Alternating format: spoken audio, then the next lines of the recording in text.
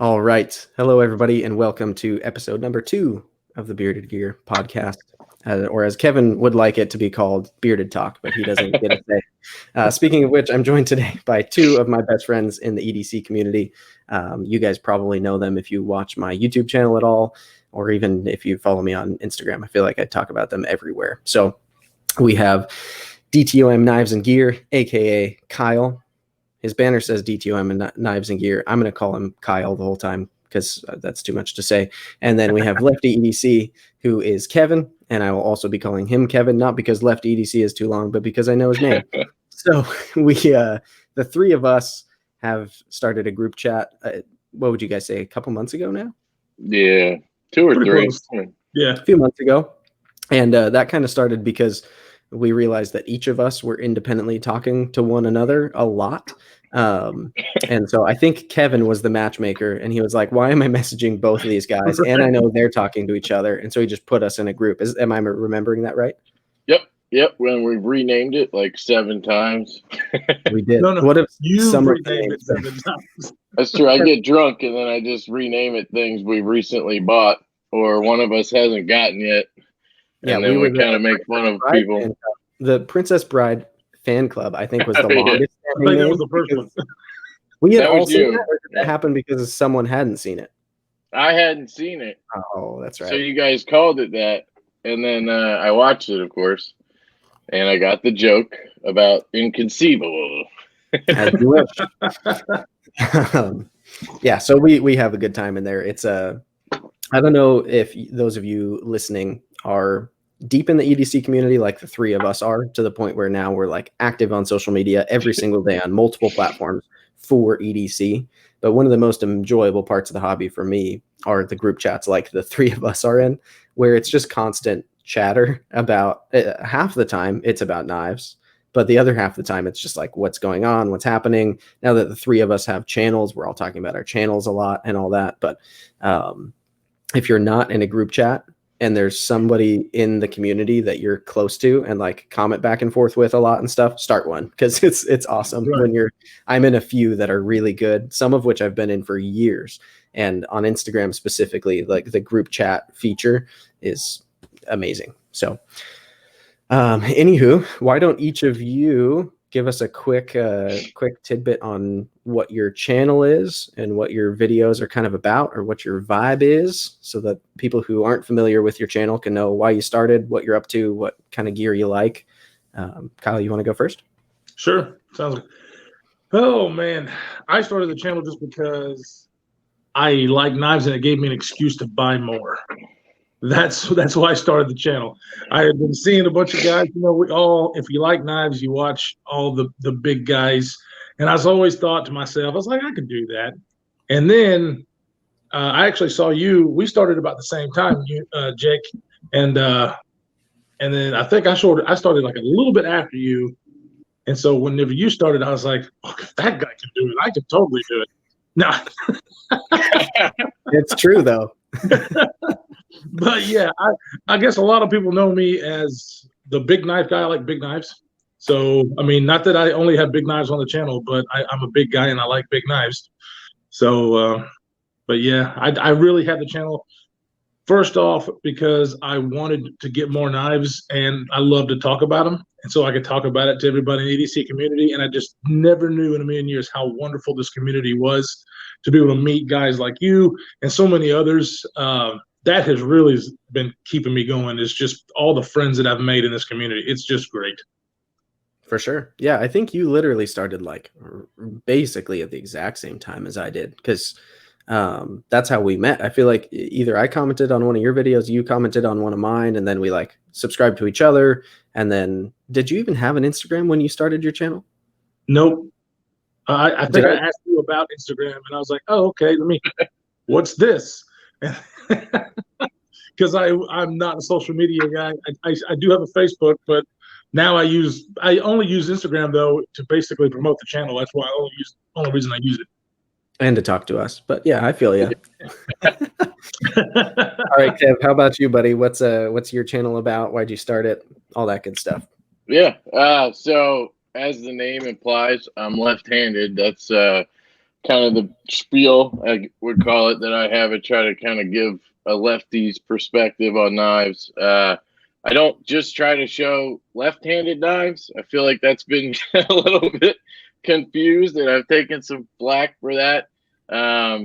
I like right-handed knives because I like cool designs. I used to be really, a stickler about that. I would only get stuff with reversible clips and lefty-only knives, and I just missed so many cool things that I kind of just gave that up. So I try to just give my perspective coming from a left-handed person and how it feels and functions and that kind of stuff. I started the channel mainly to give content back. So for months and months, I just absorbed YouTube and Instagram and just watched everybody's channel. Literally, I think I watched everybody's channel who had one in the EDC community.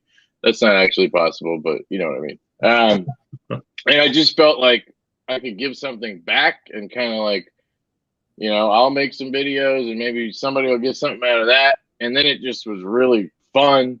And I was chatting with you guys all the time, and you kind of egged me on a little bit to do it.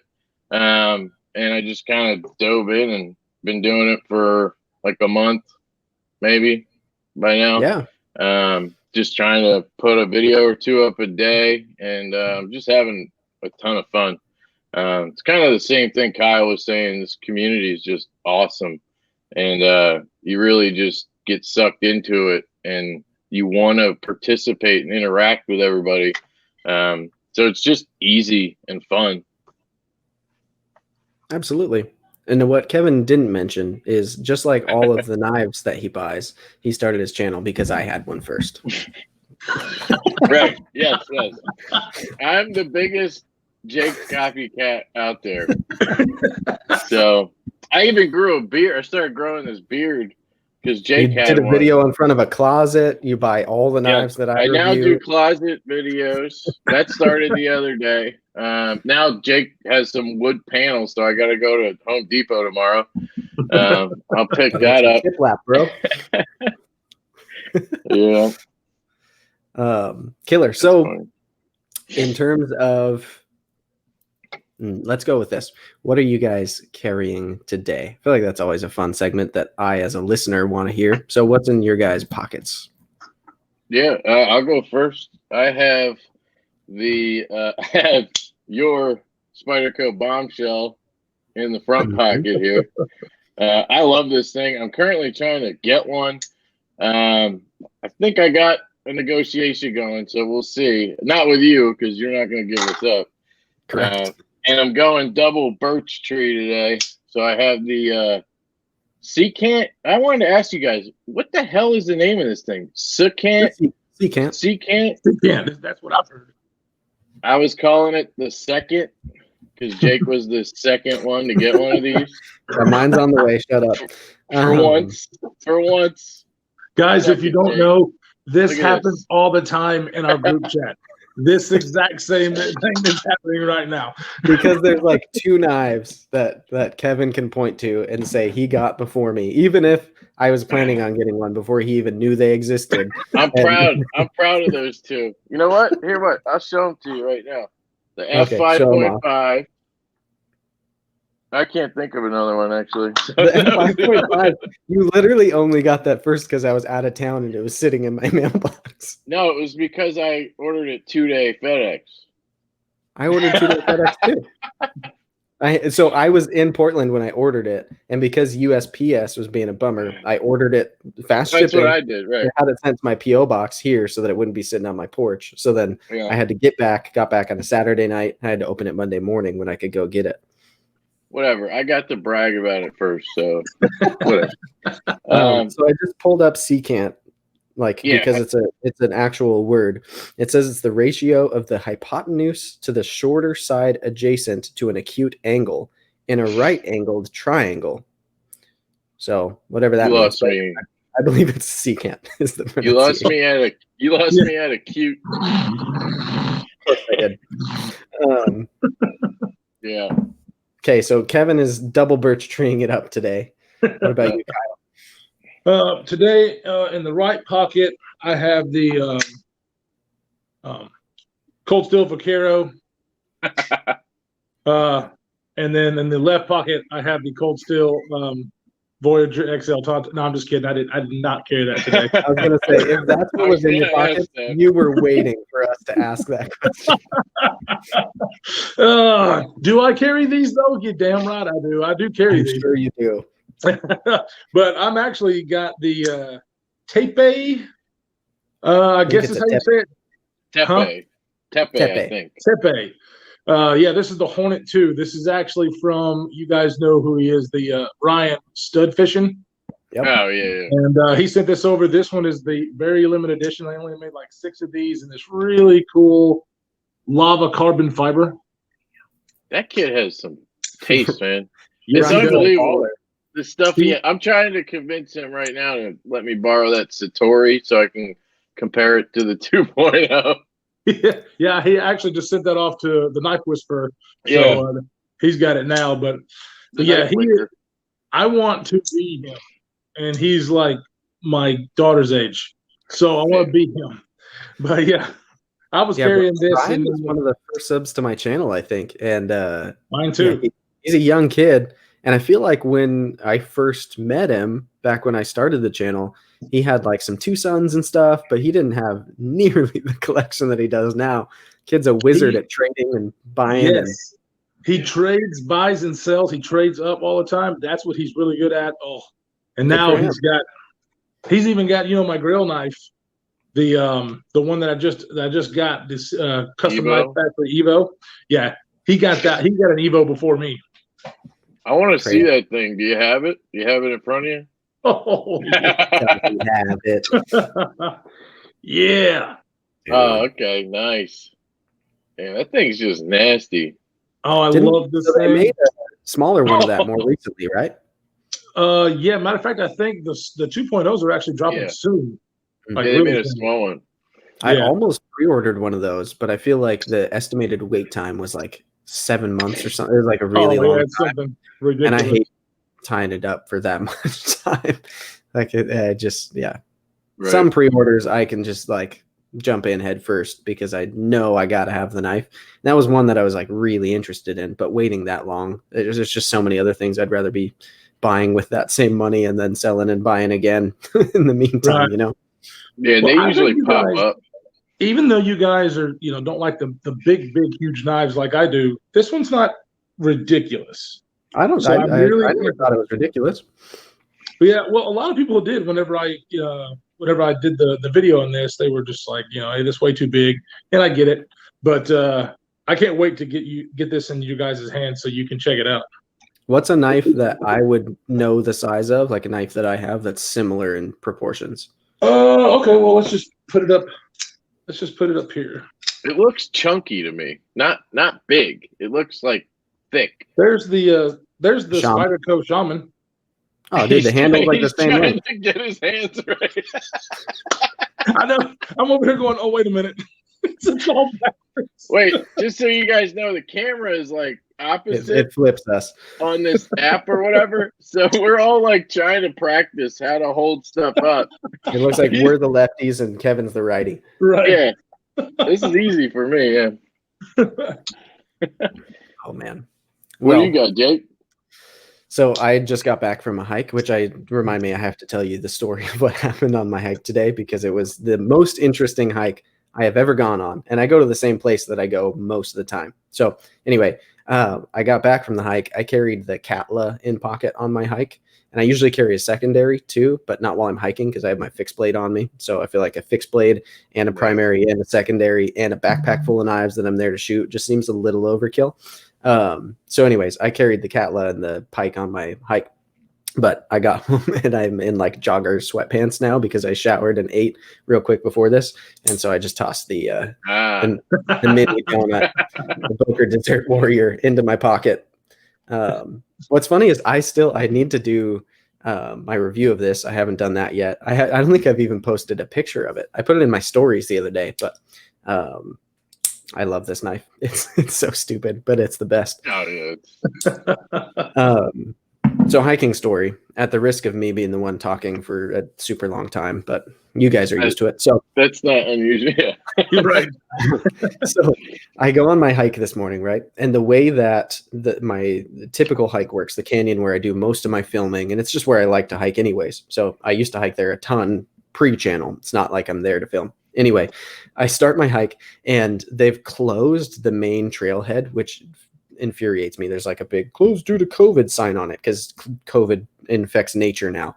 And so I had to go to the like lower trailhead, which adds like a mile to the hike, and it's like a climb up because the typical trailhead is up on the top of the hill, and so the other one's like way downhill from it. So you're basically like backtracking. You have to hike that whole way in. So I hike in, and then I get to there's a spot where you come in on the lower one, it puts you in a riverbed. If you come in on the upper trail, the one that's closed, you kind of ride along like the top of the canyon. And then at the end, they meet up, and you can either loop them, like you can use the two trail loop, or you can keep going up the riverbed, and it goes to the waterfalls that I shoot at a lot and sit on top of and twirl my knives and drop fake striders and all that fun stuff.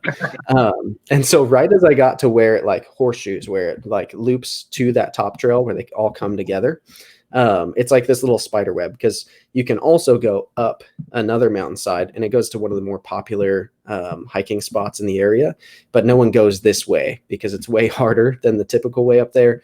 And so I rarely see people even using that trail. I use it a lot, but it's like really intense switchbacks. There's spots where you got to climb with your hands. And as I'm coming up to that spot, there's this lady who's like on that side, and she's looking real confused. And I'm like, I don't know, like, what am I supposed to like, hey, do you need help? Like, she's not. Anyway, so I keep going, and she yells out to me, and she's like, hey, excuse me. And I'm like, yeah, what's up? And she's like, do you know how I keep going from here? And I was like, yeah, where are you trying to go? Because there's options, right? I was like, are you trying to go back to where you came from, but on the riverbed, or like you trying to go up, you trying to go to the waterfalls? And she's like, I'm trying to go to the waterfalls. I was like, okay, cool. So I tell her, I was like, you got to go like 20 yards down the same trail you're on. It's going to come down basically to where I am. And there's a big dead tree, and you just go straight up the riverbed. You follow the riverbed, puts you at the waterfall, because the waterfall's at the top of the river.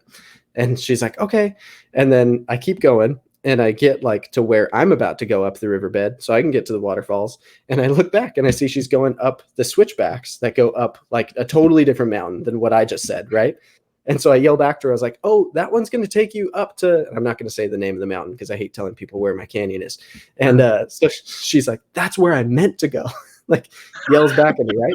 So I'm like, okay, weirdo. Like, all right, have fun. So I just keep going, right? And then I make my way up the canyon. I pass these really cute old people who were like, look at this young man. We should have had him carry our stuff up for us. And I pass them, and I get to the waterfall. I sit there. I brought like a bagel, so I eat that. The old people get up to the waterfall. They're hanging out. And then I go up to my like the higher point waterfall where I like to do a lot of my filming and stuff. And as I'm on my way up there, I'm like 10 minutes up the trail from where I just left the old people at the lower waterfall.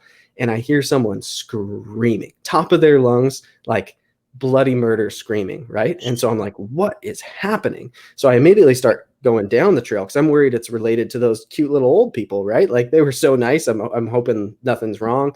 And so I get down. I can tell it's not them who's screaming. It sounds like someone might be screaming at them. And so I like stop for a second because it's really like loud and gravelly. So I stop so I can hear. And someone is just screaming the F word and like all kinds of slurs and like really going nuts. And it's a female voice, and they sound like they're like sobbing in between each scream. It's like the weirdest sound I've ever heard in nature, for sure.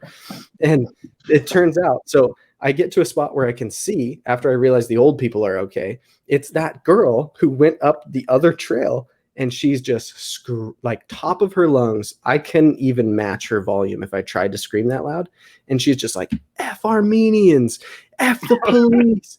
Like, she said F Armenians more than anything else. And then she was like speaking in another language. I don't know where she was from, what language she was speaking, but it was like the weirdest, like top of her lungs. Like every 30 seconds, she'd like hike up a little bit more, and then she'd stop, and I could see her. She was just like trying to go Super Saiyan, right? And so finally, I'm like, she's just going up the other mountain. I don't need to worry about it. So I go where I'm going, and I'm keeping an eye on her, making sure she's just like not jumping off the mountain trying to commit suicide or something. And so I get to my spot. I see she goes over to the top of the mountain where she's trying to get to. And I'm like, all right, I guess that's the end of that, right? So then I shoot some videos. I turn around, and as I start hiking down, she starts hiking down her side. And again, the whole way down the mountain, just screaming her lungs out. So I get the whole way, I'm like following her screams. I get back to the same spot where I communicated with her earlier, right? Before she turned into a crazy screaming demon. And so I'm standing there, and I can hear her getting closer, but slowly, because she keeps stopping to scream. And I can hear there's other people on the trail that like seem concerned as well. So I'm like, screw it. I've already seen this girl. I'm not intimidated by this woman. Like, am I afraid she's going to kill me? Like, what's going on? So I start hiking up the switchbacks where she went.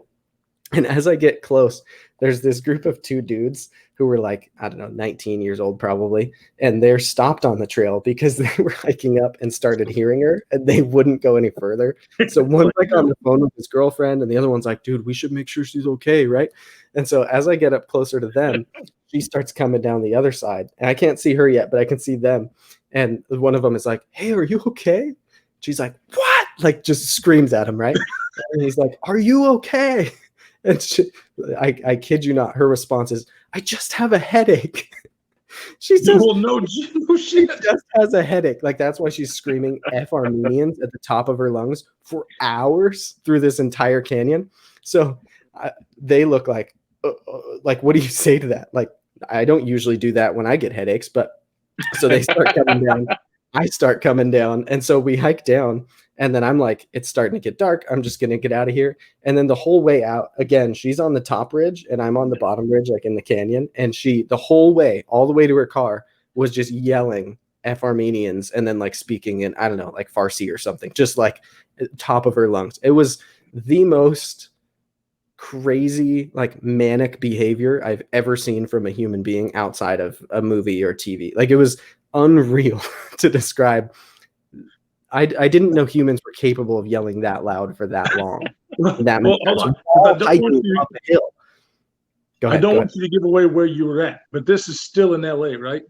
Yeah, no, this is LA County, but okay, she was high. No, I don't know if she was high. She picked the wrong drug today, because that was a bad trip. Whatever she was going. Just had a headache, man. I don't know why you're being so hard on her.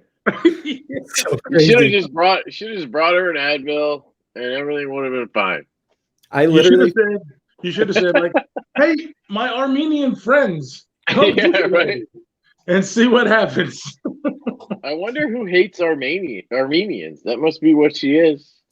I mean, might be the Uzbekistanis or something that just hate Armenians. There's a whole like second Armenian genocide going on right now. It's a crazy thing. So maybe I should have pushed her off. I don't know. That sounds terrible to say on a recording. That's hilarious. I'm taking a side. Yeah, so that was my hike. I filmed like half as many videos as I meant to, because I spent so much time like trying to figure out what was making the sound, like hiking back and then hiking up to like, I was worried, like while I got to where I had seen her the first time, I was waiting for a minute, hoping she'd come down to where I could see her. I was worried she was just going to like hurl herself off the cliff. Like, I didn't know if maybe like her Armenian husband just cheated on her or something. I don't know what the story is. Like, maybe she's there to like scream for hours and then end it off the cliff. Like, there's spots where you could jump there for sure. And so that's when I started hiking up. I was like, I need to like at least physically verify that this girl is like making her way down still. But I watched her get all the way to where she parked. So what was she driving? An SUV, a black SUV. It's probably a government conspiracy. Yeah, I was just thinking maybe. It's a Chevy Tahoe, all tinted, government plate. Anyway, so that's what my day has been. That's LA, man. LA. See, one of the reasons why I hike there all the time is because most times, like even if I go on a Saturday morning when most people would logically go on a hike, I'll see maybe 2 other people the whole time I'm up there. It's like a really kind of hidden away place. And especially once I get past that turning point, start going up the riverbed to where the waterfalls are, like the odds of seeing other people up there is pretty slim. So it was weird that I saw 3 other people today, because I saw the group of the 2 old people. I saw the 2 kids who were freaking out that she was up the trail from them, and then I saw her, and that was like a lot of people for seeing there. And I hiked like 6 miles today. So most trails in LA, like if I was in Griffith Park or something, like where the Hollywood sign is, I wouldn't think it was that weird to see some lady like throwing a ring off the cliff and screaming F you. But in this canyon, it was weird because people don't even know that canyon's there. So I don't know. She probably didn't either. She probably just got out of her car and started walking and was like, hey, I'm here. Screw Armenians. That's just weird. That is so strange. Yeah. Yeah, it was interesting. That was the most consistent thing she said, was the Armenian part. And it was like, I mean, what if there's an Armenian here? What, like, right? You're not in any fight to take them on, or in any. I don't think she cared. I don't think she cared at all. Heroin, it's a bitch. Oh man, yeah. There you go. She just had a headache. Jeez, let it go. I probably just lost a lot of EDC listeners because that story had nothing to do with anything related to EDC at all. The whole thing happened. You were hiking. You probably had a fanny pack on. No, I had my. I wanted to talk about your fanny pack, actually. Let's do it. So normally I would make fun of somebody for having a fanny pack, right? But now you want one because I have one, and you want. Okay, I'm not there yet. But I was thinking today, because right now I literally carry. I don't call them primary and secondary like you do. I just call them A and B, or front and back pocket, whatever. Mm-hmm. I usually carry 2 knives, and that takes up the front and the back pocket. Then I carry a pry bar that takes up a back pocket. And now I started carrying, there you go. Now I started carrying a flashlight that takes up the front pocket. And then today I just got in this Pena X Series pen, the bolt action pen. Yeah, I got it in today. It's pretty cool. It's kind of like other bolt action pens in the sense that I don't like it because it's too heavy up top. I really wanted this to be awesome, but it's really cool. It's a lot like other pens that I really don't like. So yeah, I'm probably gonna go back to the. I have this Parker Jotter. That's what I've been using for a long time. Just so clicky, and it's like $10. This thing's awesome. But anyway, my question was, I have nowhere to put the pen now. If I want to EDC a pen, like I'm out of pockets, and I'm not putting a pen on the left front and then like sliding a knife on the other side of the same pocket. So is this what led you to a fanny pack? That's my question.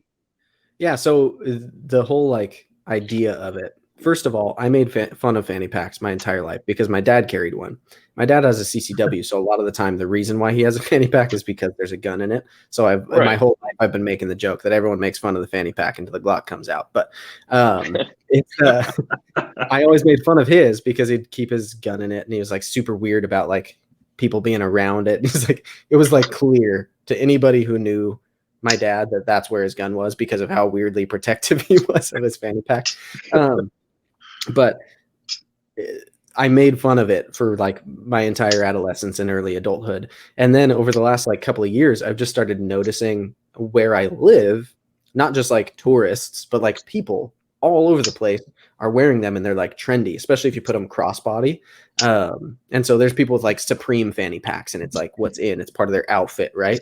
And so I talked about this in my video of it, but like the idea of Gray Man, I don't know if you guys ever saw that. Yeah, Blade HQ did a couple of years ago. That was just like the video. Whoo! It was watch it. It's funny. It was not meant to be funny, but no shade. Blade HQ makes a lot of very good videos, but that one I found hilarious. Anyways, the idea of like Gray Man is like blending in, right? And so if you don't want to be wearing like a Glock t-shirt or this like Friends t-shirt that has these guys with SKSs on it. You want to like wear what the people around you are wearing so they don't assume that you're carrying weapons on you. Like just be part of the crowd. You don't stick out.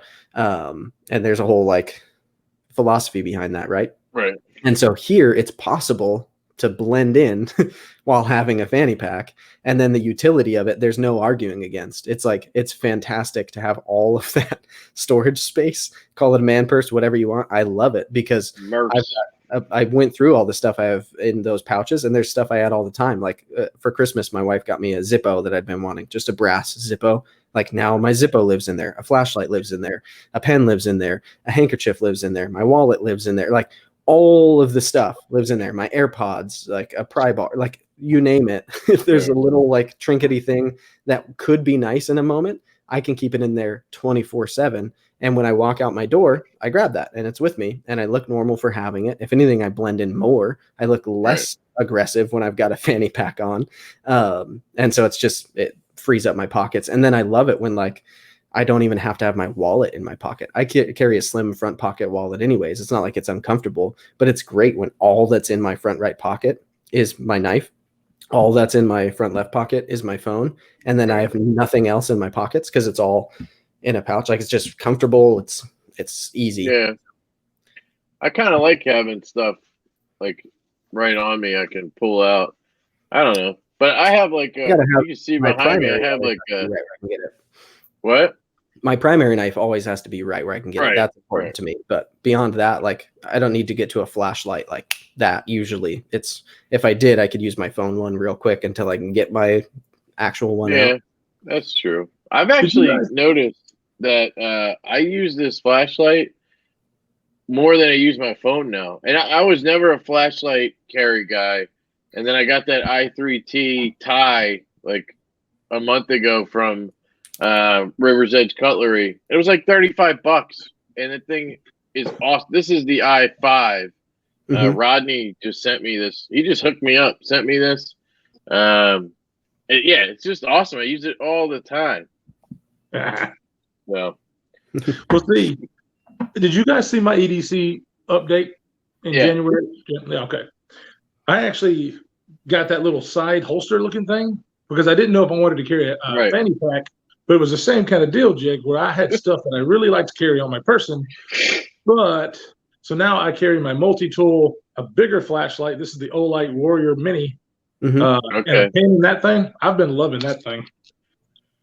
Yeah, I mean, I'll eventually get something. And I'd be the first to say, too, like, depending on where you live, a fanny pack might not make any sense because you'll look like a weirdo if you have it on. I have the distinct advantage of where I live. It's like it makes me look less threatening and I blend in more because I've got it. If I'm wearing a camo shirt and OD green pants and like boots, then I look scarier to people around here than if I look a little bit hipster and have a fanny pack on. And so it doesn't give away a little bit hipster. Come on.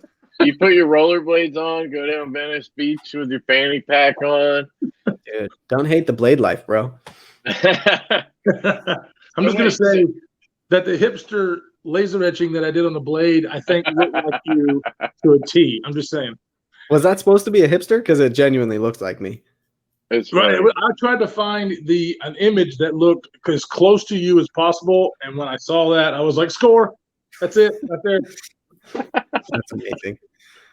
Yeah, I mean, that's funny. I do live in LA and I drink yerba mate every day. So I don't listen to vinyls or anything, but I liked the music that you liked before it's cool.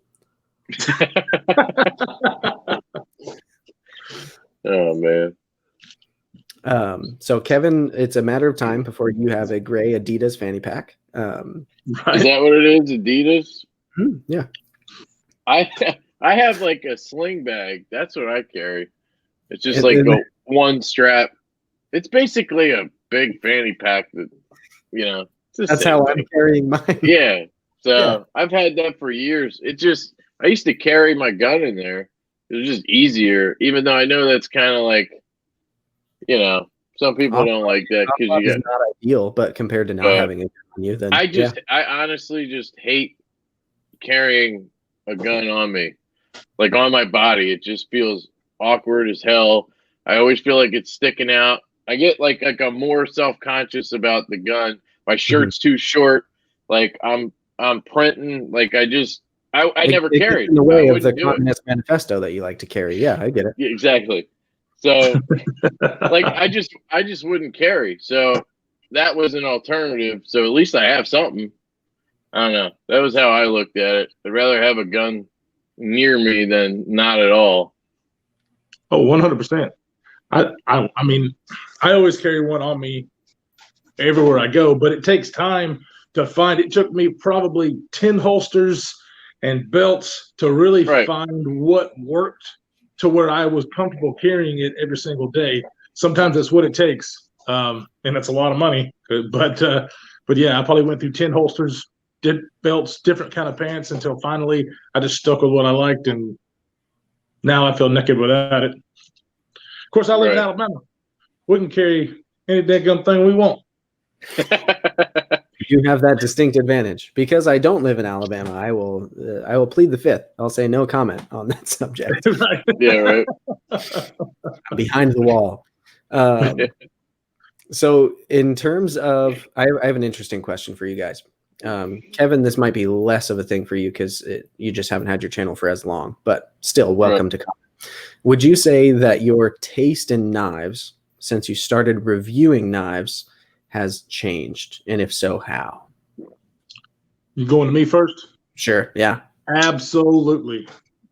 Absolutely. I mean, because I've always been interested in knives and even kind of halfway collected. But now that I have started the channel, the evolution of what I like and the knives that I buy has changed dramatically. I mean, because when I first started the channel, as a matter of fact, my first video was an introduction to YouTube and showing off my knife collection. Mm-hmm. And, there was a lot of Spydercos. I mean, I had a ton of Spydercos, and I'm still a Spyderco fanboy. But, some Benchmades and Cold Steels, all that stuff, and all those are still great knives.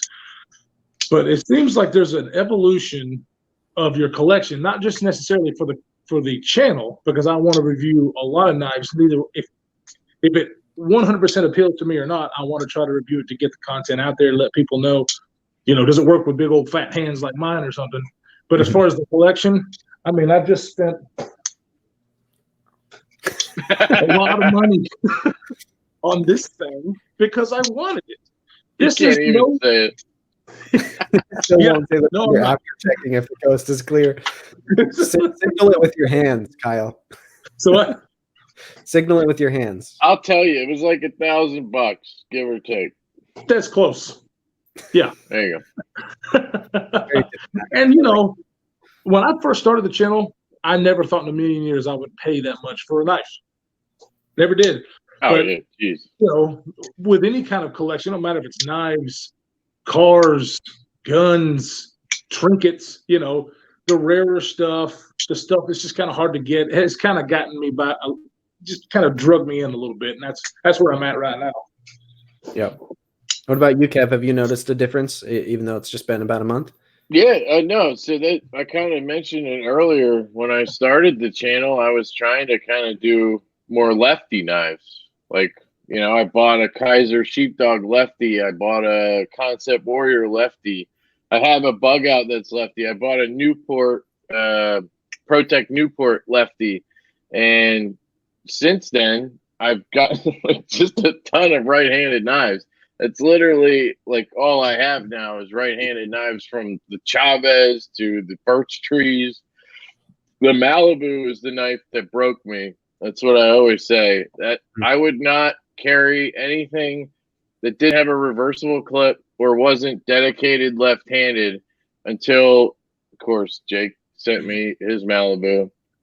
And man, I had that thing for like 2 days, and I was broken. Like I had to get one, and then I got one of those, and I realized I could carry it, and I realized the world didn't end when I put it in my left pocket and I walked around.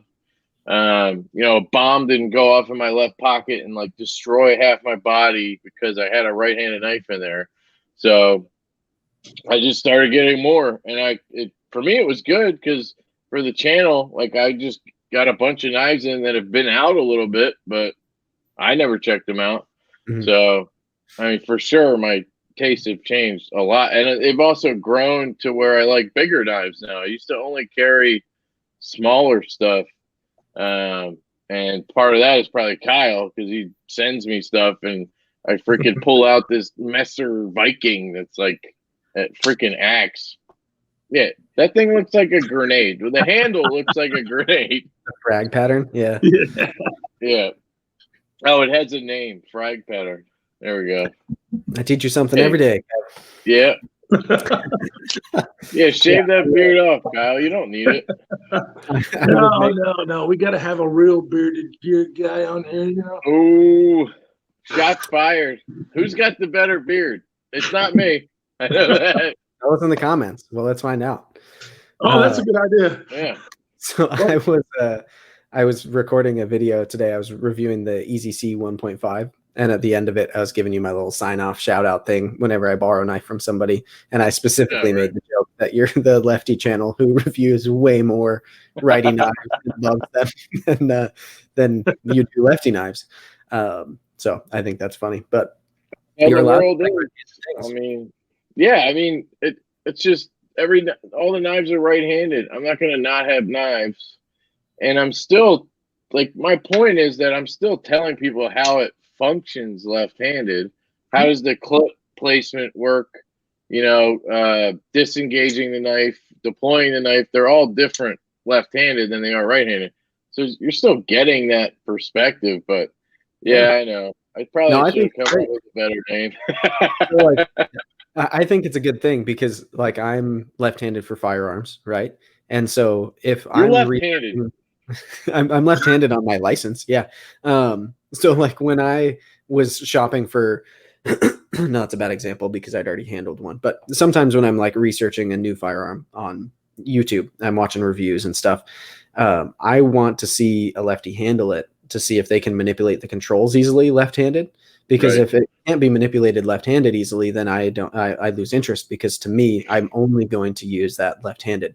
I'm proficient enough with a firearm right-handed that, like, in a pinch, if my left hand was injured or something, like, yeah, I can hit the target, but I'm left-handed as a shooter. And so I think there's value in talking about right-handed knives from a lefty's perspective as somebody who's willing to carry them, because the ones that you can sort out, like, I get it, guys. If you're a lefty, we think this knife is cool, right? Like, we agree the Arius is cool, but like, I'm a lefty and it doesn't work well for me. And that's super valuable for lefties, because everybody who's a righty who reviews the Arius is like, it's the best, you got to get it. And so a bunch of lefties could end up wasting their money on it. Whereas you say for a lefty specifically, it doesn't work as well. So I think it's good. It's valuable content. Yeah, that is a sweet, sweet knife. Like, I don't want to say anything bad about the Arius. It's just, I wasn't trying to bring it up. You don't. No, I know. Like, it's a good point. It just doesn't work left-handed, especially if you get the non-flipper. You're screwed. Like, try opening that thing without paying so much attention to your hand that it's just not worth it. Not fun anymore. What's fun with the Arius is playing with it, and if it doesn't fidget well, then I mean, don't get me wrong, it's still a nice knife, but like so much of the allure of that knife is the way that it fidgets. The action, which is almost as good as the Zesty, but that's one of the ones that I was going to review today, and I ran out of time because of the demon. The Armenian hater. With a headache. Oh man, headache lady was having a rough one. So what are some new things you guys have picked up lately? I know that we all probably know, but let's talk about some of our new acquisitions. Oh yeah, jeez. Well, the Secant is one. This one's new for me. I know you guys have already got it, but this one's new for me. So everybody hold up your F5.5. We have all three variations. Yeah. Even though Kyle keeps saying that his is natural micarta. I know. Well, look at it. Like, I'm colorblind, I guess, but it's not. It is totally green. This is natural. Because when I saw yours today, I was like, okay, I'm stupid. Too bad you can't close this, Oh my God. Whatever. That was a whole conversation, guys. We spent hours talking, or at least Kevin did, about how he couldn't do it. Kevin tried to convince us that his F5.5 is defective because he has a defective thumb. I'm telling you, I'm pushing it. Man, this is really hard on the camera. I'm pushing it all the way over. Oh, there it goes. Whatever. It's because my thumb is all jacked up and it hurts to push in. So there it is. It's it must be that. Jacked up. But I swear, I'm pushing that all the way over. Yeah, Kevin, whatever. send me your F5.5. I'll send you mine, and you will do the same thing to mine, and I'll do the same thing I'm doing to yours. It's your thumb. Yeah, probably. I was thinking about ordering a natural one tomorrow, actually, when they drop. But I don't know if I should. Yeah, I would love to order one in titanium since I've got the natural one. I feel like getting another micarta one wouldn't make as much sense. Yeah. But I need to sell way more stuff before I buy anything else because I've been just buying, and I gotta do another collection video, and then I gotta sell a bunch of stuff. That's what you say, and then you just buy more stuff. But it's kind of a lull right now, I'll say, because of the holiday. The new year started. I feel like it's just kind of a dead period right now where there's not new models coming out. Like they were pushing to get these new models out by the end of the year, it seemed like, because a bunch of stuff came out. And then the new year hit, and I feel like nothing new has come out, at least that I'm interested in. I saw a bunch of Civivis. I might be interested in that pintail model, but other than that, I haven't. Yeah. Have you guys seen anything new pop up that interests you? Today, Rec announced the Little Native, so I can finally talk about that. They're doing their Little Native in 204p, FDE, and OD, which is messed up how that happened. So they sent an email to the people who they accidentally oversold the PM2s because it went too quickly, right? And so the people who had ordered a PM2, but they didn't have enough to fulfill them, they emailed that list of people, and they said, please don't share this. Don't say anything, but we want to give you guys the option to switch to this new exclusive, which there's way less of these, by the way. I probably shouldn't say the number, but right now the amount that they're dropping is a very small number. And they emailed that list and they said, please don't share it. Don't tell anyone that this is happening. We want to give you guys a chance, like as their way of making it right. And then immediately the people who got that email started sharing that image everywhere. And so the Rec didn't plan on making the announcement today. I think they're going to do it in a day or two anyways, but their hand was kind of forced. So they made the announcement that knife is coming, but there's going to be a lot of butthurt people on that one because they're way less than there were of the PM2s. That was really good of them though to do that. That was really good of the company. Yeah, they're like, you know what, we messed up. Let's just give these people a shot. It's not their fault that people are dicks. And even more limited exclusive in the same colorway, totally different knife. Don't get me wrong. And it was just right. That's where it kind of but you got to expect people to be idiots. Like you're going to assume they're not going to tell people. One of them is an idiot, or one of them is a guy who tries to sell stuff. There's always guys out there trying to get the limited stuff just to overprice it and sell it. So those guys are going to throw it out there. Yeah. I don't know. I don't really like that colorway anyway. I'm not into the camo, coyote, the green and the tan and all that stuff. I know you guys love it. But, yeah, it's like my favorite on Spyderco. I freaking love it. So I should love it, right? But I don't. You will. Not every knife can look like the Desert Warrior, Kevin. Yeah, right. I had to hunt one of those down for my wife. I got one for the giveaway. That I did a giveaway for Instagram and YouTube, and I got a Desert Warrior for it. And I opened it. This is the only knife, like ever, that my wife was like, "Ooh, what's that?" Never ever has she done it. She's always like, "Oh, great, another knife," or she's like, "It's shiny," But she was like, "Ooh, what's this?" And then she showed it to her friend. Her friend wanted one, so I was like, "I gotta get her one of these." But I already announced it, so I couldn't take it off the giveaway. And luckily, I had a really cool Instagram follower who was like, "Hey, I got two. I just wanted to get he just wanted to get the number that he wanted. You know how they number them? And he sold it to me for retail. So I gave it to my wife, and she has a knife now. Trying to build a collection for her slowly. Yeah, didn't you tell us the other night you could hear her downstairs just flipping it on the couch, and you were like, "We're happier than you've ever been in your life." She was just sitting there flick. Well, she wasn't flicking it. It's an auto, but now the only bad thing about that knife is it sucks at cutting. It's not really a good knife, but whatever. Yeah. I'll be honest with you. I ordered a Kalashnikov from Blade XL, HQ. probably. Huh? The XXL? No, I didn't. It was a regular size. But it was a long time ago from Blade HQ, and it put me off on them because I got that knife, and I could seriously take the blade and rub it across my face. It was that dull. Oh, yeah. I tried opening packages with it. Mine's got a decent edge on it. It's not like the best edge, but it's sharp. Maybe it's because it's the mini. You have the mini one, right? Yeah. Maybe it's because anytime that you and I get a knife, you for some reason get the lemon, and I get the perfect one. Dude, It's true. Dude, it's brutal. I kind of wanted to talk about Detents with you guys because Do it. Yeah, talk about it. Like, am I time to shine, Kev? Go. Yeah. Yeah, right.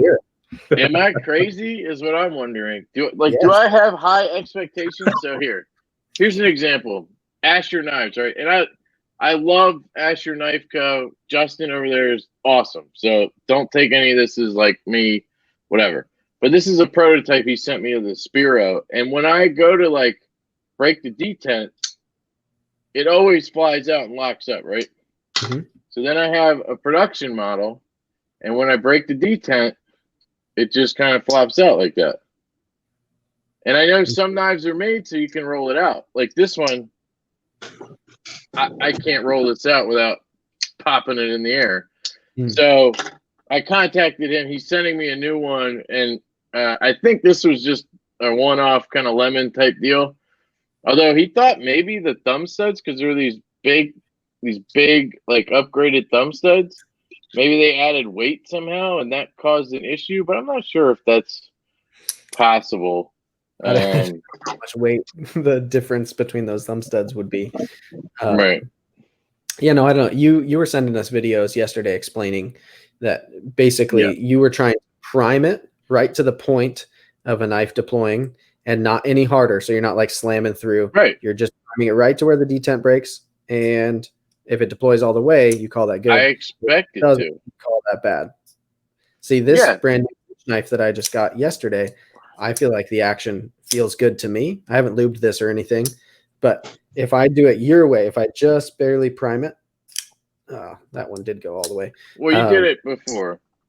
Yeah. See, sometimes it's not deploying quite all the way, but for me, the way that I actually fit it with this knife, if I'm not like specifically like trying to do that test on it, I've never had it fail. So I agree with you, but I also, I don't know. It depends for me. Like if a knife costs a certain amount, if it's a $300 knife and the detent doesn't deploy it all the way like you described, then yeah, I'd feel like that's an issue. But if you're like $100 and below on a knife, I feel like it becomes a lot more acceptable, especially if it's still fun to play with if you just do it right. Which that's fair. But like, so here's when I open a knife, so let me just kind of give you my process. When I unbox something, first off, I build up the hype in my head like to an astronomical degree to where I'm like, this is the greatest knife of all time. It could be like $50, but it's in that box right in front of me, and I think it's the greatest thing ever, right? Mm-hmm. So then when I open it, I do what you just said. I kind of just prime it enough to where it's gonna break the detent. Mm-hmm. This is a Ferrum Forge Gent. I bought this from or Kyle knows, _marbles on Instagram. Doug bought this stuff for him. Yeah, and this is a good knife. Like if I act normally, it flips open. But if I do the break detent thing, and I'm not like pinching it or anything, it's a liner. It just doesn't deploy all the way. Here is another Ferrum Forge Jet. This is the Rosewood. Pops right out, and it deploys all the way. And I'm doing the same thing. So I have the same knife here. So I just think, I don't know. That's just how and then once that happens, then I'm like, detent. And then you can watch my videos. I look like a douche. Like I'm just like, this knife, that And then the rest of the video is me going like, but the detent. This is awesome, but it's easy to get stuck on something once you notice it. So to your point, I recently I think it was my first impressions video of the Giant Mouse Ace Riv. I still need to do my full review on that. I talked about how I think it's a really, really, really good thing that they're having Riat build that knife, because the knives that come from Italy, I explained it like trigger pull, like the tolerance for the pounds the pounds of pressure it takes to get the detent to break on their Italian knives, and not just theirs, but Italian knives in general. I've found they have a more loosey-goosey approach to it. Like 3 pounds of pressure might be fine, and so could 6. Whereas like Riat, it's 4.5 every time, and it's like it might be 4.4, might be 4.6, but there's no like 3 pounds of difference in tolerance. They're like way more precise about it, and that comes from me handling a lot of Riat knives and just seeing that like they don't fail on that marker. And so I get like detent is one of the most important things. The more you get into knives, especially like to somebody who's not into knives but just carries a knife, they don't even know what a detent is. But when you get deeper and deeper into the hobby and you start learning what makes knives better, what a differentiating factor is, detent's absolutely one of them. Yeah, well, that's what I wanted to say. Like, am I bougie? I don't, because like, yes, it makes or breaks a knife for me. I won't carry a knife if it has a light detent. I won't carry a knife if it has too stiff of a detent. Yes, Strider sucks. Okay, I don't like Strider. I'll say it. They suck. Okay. Watch. No wrist. Oh, I can do that. But if you're talking about like where the detent breaks, will it do that on its own? No, I can. I can flick it. But then you do that middle finger flick your f5.5 right now lightly and see what happens. Yeah, it'll lock up. Spydercos are all like that too. They all have a light detent. A lot of them, yeah. I don't know why, but I did want to say, watch my review on this. I'll post it tomorrow. Little plug here, because I literally had that exact. I literally talked about what you just said. I quoted you with the trigger pull thing. I gave you credit, but no, I don't. I quoted it. Watching Kevin, I love that analogy. Just like watching an advertisement for a bearded gear video. Yeah, you should just hire me, and then we'll be good. Yeah. So I was having an interesting conversation in another group chat the other day. We were talking about Olamic knives. A buddy of mine has just kind of discovered, or I don't think discovered is the right word. He's just started finally trying them. He's been hearing a lot of good things for a while. I've owned 4 or 5 Olamics over the last couple of years. I love Olamic knives. If you guys haven't tried them, absolutely do. I think, and I made the point in some of my videos about them, they are better, in my opinion, than the big 3 of current like US made knives. Now, Olamic has their parts made in Italy, and then they bring them over here and they do all the hand finishing, assembling, everything. So they're like, their parts are baseline made over there. They do the rest over here. So in my opinion, comparing it to Hinderer, Strider, Chris Reeve especially, they blow. But one of the things that's best about Olamic is they don't just set a detent really well, but they also do a really, really good detent ramp. And we were talking about how detent ramps, I think, are going to be like kind of the new differentiating factor. Yes. Everyone figures out how to do a proper detent. It's going to get like the next level is, okay, we can set a detent and it can be crisp every time, but how do we set up a detent ramp? And there's fewer players who are actually playing that game. Have you guys experienced knives with like a good ramped detent? Tucson does it very well. I had a couple of those. What? I've never even tried a Tucson, which is hilarious. I've tried sending you one before. You were like, nah. I tried giving you one. You were like, nah, just give it. He goes, just give it. It was like really early on when I just started my Instagram and stuff. And he's like, just give it away. You'll get followers. And I was like, okay. So I don't have like a specific vendetta against Tucson knives. In fact, I've heard a lot of good things about them. But I have this weird, like, just me personally, like stigma in my head of certain brands where the first time I ever saw them was on Amazon. and Or two eBay, of those. And so I just don't think of them as a real knife company, even though I know logically that they are. And like, I agree. they're just as real as Civivi or what. Like That's how Kubi is to me. Yeah, that's another one for me where it's or like Harns, or there's a few that I've only seen on Amazon. So I'm like, do I really want to try it? Like I watched Big Bore Knife and Gear's review on a Kubi last night. This is like I think it's like a $300 Kubi. I forget what it's called. Oh, that thing's big knife. $300 Kubis. It looks awesome. Sweet. But it's like 6.5 pounds, 6.5 ounces. So I was like, So I gave up on it because of that. But it looks really cool. But yeah, I have that distinction in my head, like they're on Amazon. So, but yeah, with detent ramps, I say it all the time. Like the Satori 2.0, this CKF, this is a $640 knife retail, and it doesn't have a detent ramp. Like I have to sit there and shake past the detent. It's still a rare thing for some reason, and I don't know why. Riot does it, but they don't do it like a full ramp. Like I don't know how to explain it. Like you still have to kind of break past. Do you know where Riot really does it?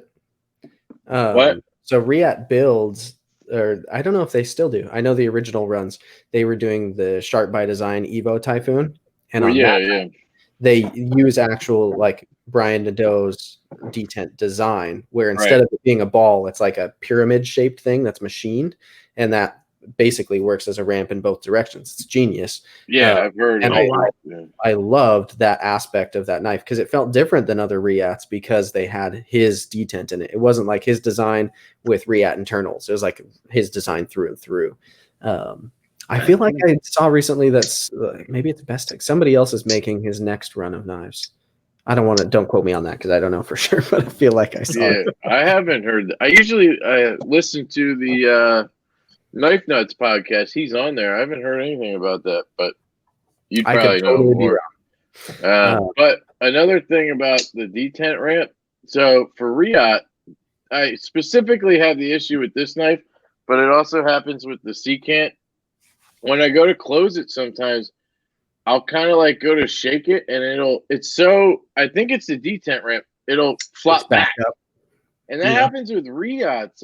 It happens with Riots a lot. And I think it's more prevalent if you're left-handed because you kind of do this and then go to shake it down. And it kind of does that. Where right-handed, you just let it drop onto your thumb and then you're good to go. It happens to me. Yeah, the Chavez. If I don't put my thumb further enough down to where it goes past that, like right there, it'll do the same thing. So I got to be conscious to get it past that. Mm-hmm. And I find that strange, like especially on the custom knife factory knives. I mean, you're talking about $640, and it doesn't have a detent ramp. Right. So, but I would prefer that people get the detent right first, and then worry about the detent before the horse. Those of you who haven't figured out a detent. It's an interesting like topic for sure, because even like certain knives from certain makers seem to like be very consistent, and then other models you hear issues with consistency. So I don't know if it's like design specific or if they're just putting more focus and attention into certain knives that they make, or I don't know. I'm not in knife production, but I wonder kind of what that disparity is. Right. Yeah. Sorry. No, go ahead, man.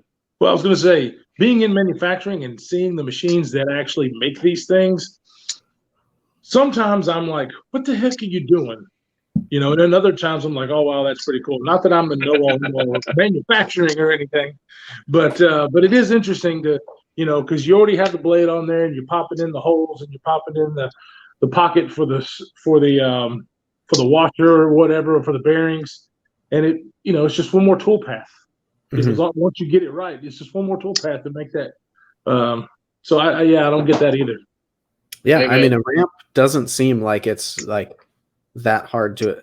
Again, I know even less than you do in terms of how it's actually done. It'd be hard to get it exactly where you want it the first time, but once you get the machine set up and you put that thing in the same spot, it's going to do it. Right. So, But that's the same argument you could have about a reversible clip.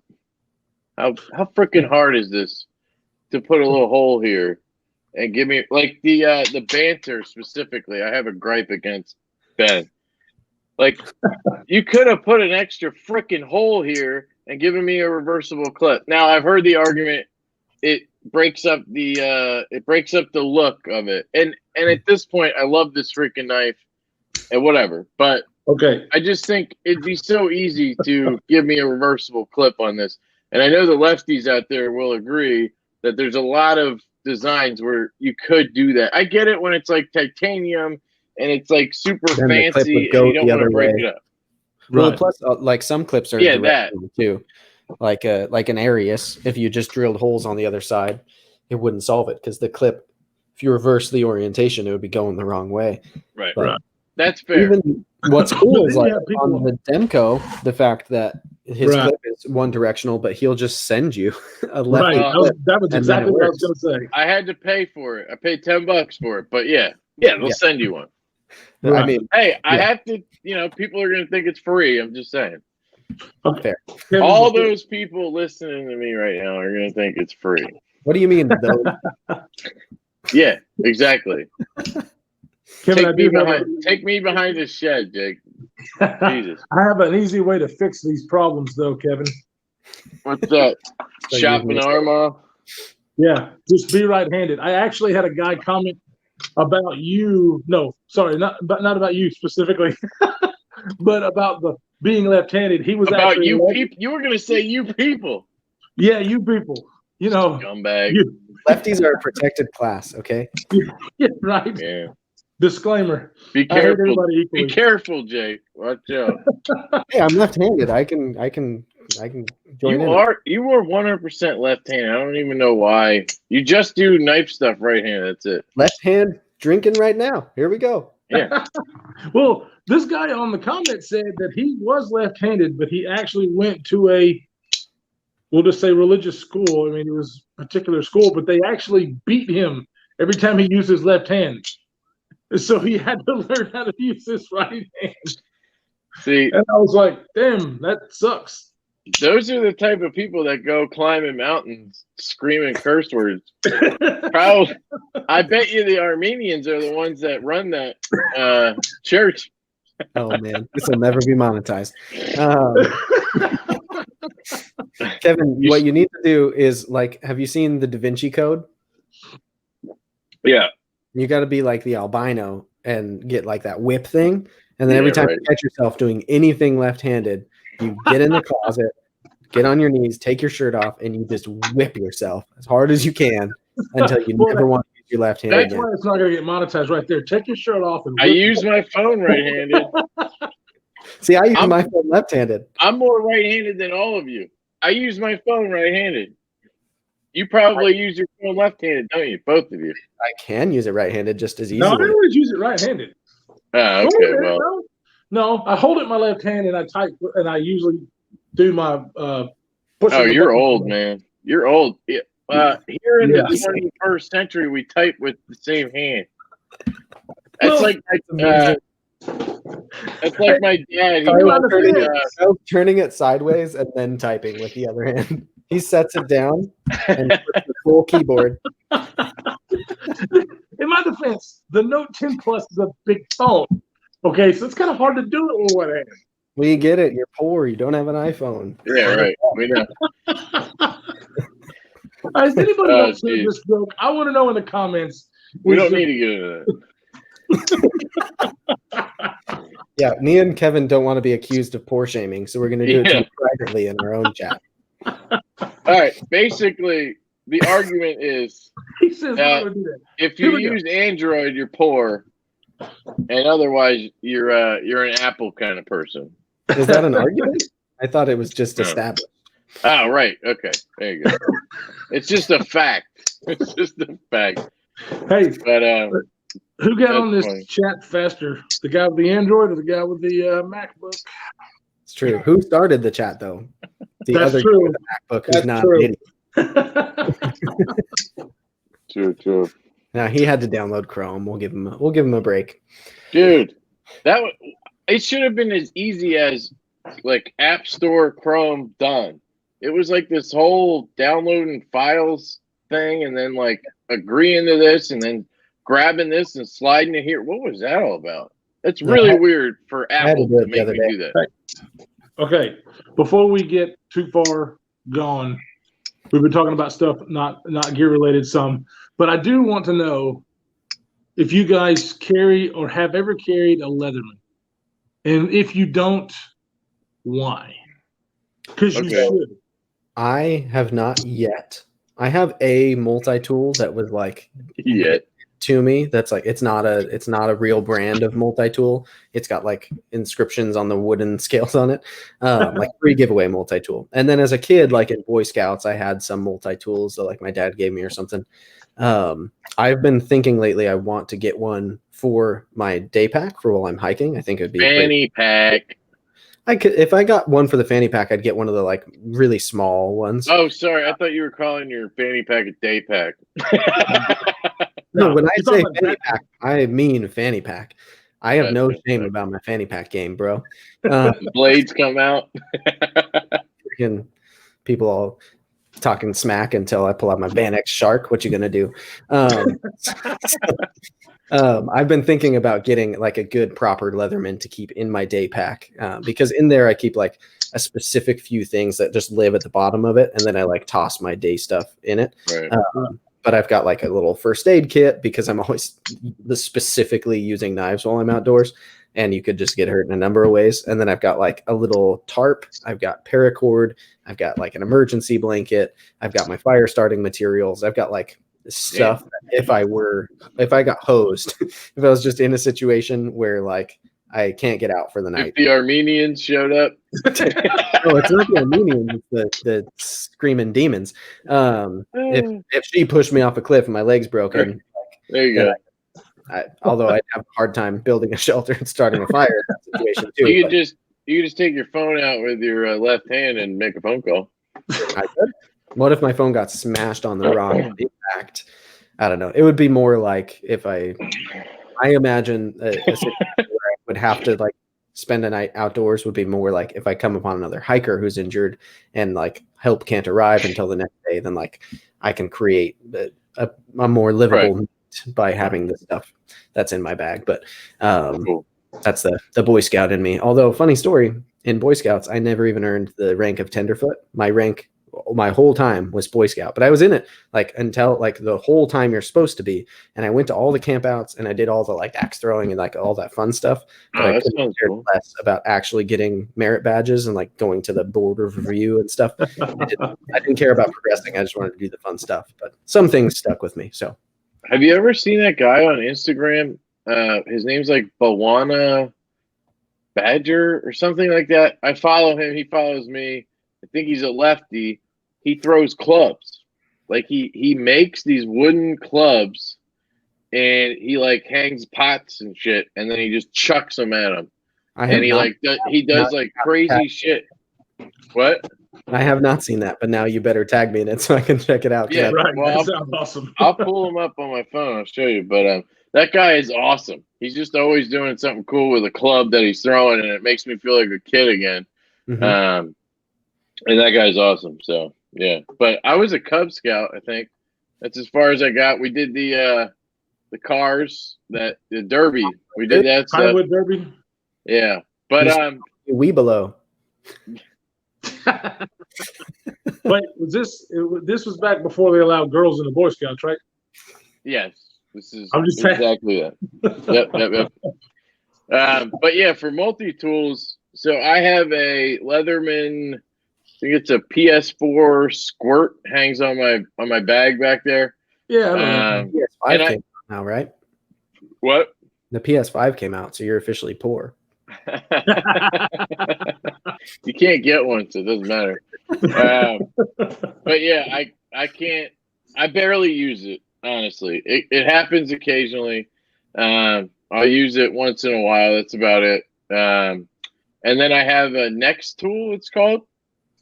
I got it on drop, and it was like, I forget, $50, let's say. And that thing's pretty cool. It has a lot of tools. It has these really good scissors on it. But again, it just sits in my bag. I almost never use them. So I used to carry one in my car or in my truck in the center console. Never use it. That's why I started. So I don't know. I just. What? It was kind of like the flashlight. I would always have a flashlight in the bag and a pro tool in the bag. But then once I started carrying it on my person, I started using it so much. So I'm going to switch over to these. I think my AirPods are dying. Kyle, when I get one, I'll pick one up soon. I'll do like a week-long carry challenge with it to see if it that'd be cool. But yeah, if my fallback will be, I'll still get use out of it by keeping it as like an emergency tool in my bag. But I think they're cool. I think both the Leatherman ones and the Gerber ones, there's like a ton of options, and I get why people are into them. I think there's a ton of utility to be offered. But yeah, with me, like I've always got at least a knife on me, and then I just don't use many other tools in general. I'm really liking my Vero pry because it's got the bit holder in it, and the flathead. Dude, it's so nice. So yeah, the fact that has, I just keep the T6 and the T8 bit in it, and then I've got other ones that I should just toss in my fanny pack. I don't know why I haven't yet, but I can. All of the most realistic bits that I'll need to use are on there, and then it itself works as a flathead. Like I used it to do the install of my leather scales for the GMF1, right? And it was perfect. Like I didn't need to bust out my tools. I could have done it in my car somewhere. So I like that because it's just what I need and it's not a lot more. I feel like a lot of the like Swiss Army giant multi-tools and Leathermans and stuff have a lot of things that I don't see myself ever using. So it seems like a weird, like, I don't like buying bundles of things because there's always stuff tossed in that I don't want. No, I get it, because there are some things on this that I don't use. And be honest with you, though, it's a lot of the stuff that people would mostly use if they carried it, because like the blades, I always have a knife. So I don't usually have or use the blades, but I use the saw and the file all the time. Mm-hmm. And it's mainly just pliers. The pliers and the bit driver I use constantly. So yeah, I feel like the pliers are the most compelling thing to me. So maybe I just get a real small one that has good pliers built into it, and then whatever else is on there is like cool. You know, like if it has a bottle opener, great. But like I don't open that many bottles, right? And so like stuff like that is just kind of lost on me. But I get why other people, it totally adds utility for them because they just live a different life than I do. You guys are poor because you don't use a multi-tool. Kyle, I think you actually have the most expensive knife of any of us now. So you can call for all you want with that Evo. He basks in it. Why would you tell him that? As long as my I'm head not is big enough. He's gonna rub that in. So something I wanted to talk about, and I tried bringing this up in our group chat a couple weeks ago, but I think you were in Portland, Jake, and you weren't paying attention at all while you were there. Is Riot satin grinds? Oh yeah. I don't know if you remember this, Jake, from the chat, but I find them very strange. Like, I love Riot. I love everything about them. I love the grind, but it's like chalky.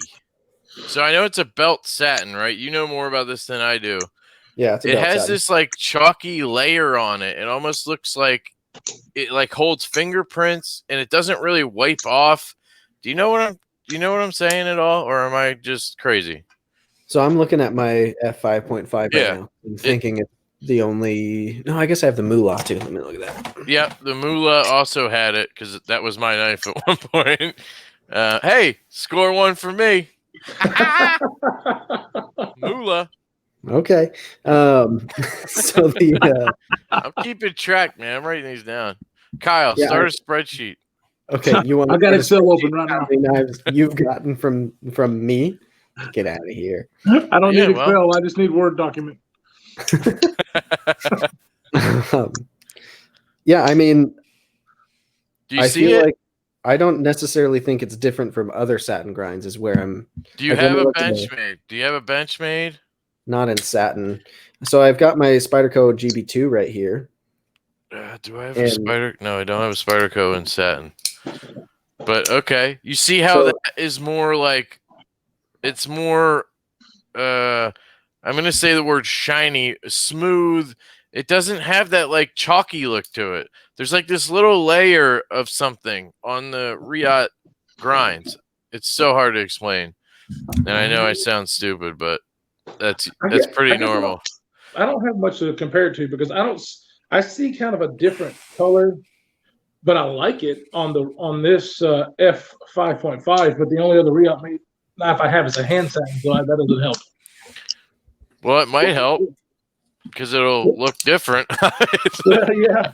But that's the Chavez. The Chavez is. Look at the difference. It's so much different. It just has this layer on it that holds fingerprints so much more. Look in that angle right there. You see that? Benchmade is also belt satin. What? That Benchmade is also belt satin. I don't know. I'm just saying it's satin. Belt satin is totally different from a hand rub or blasted. Okay, but what I'm saying is that do you see that like chalky nature to it? It doesn't really matter what the satin is.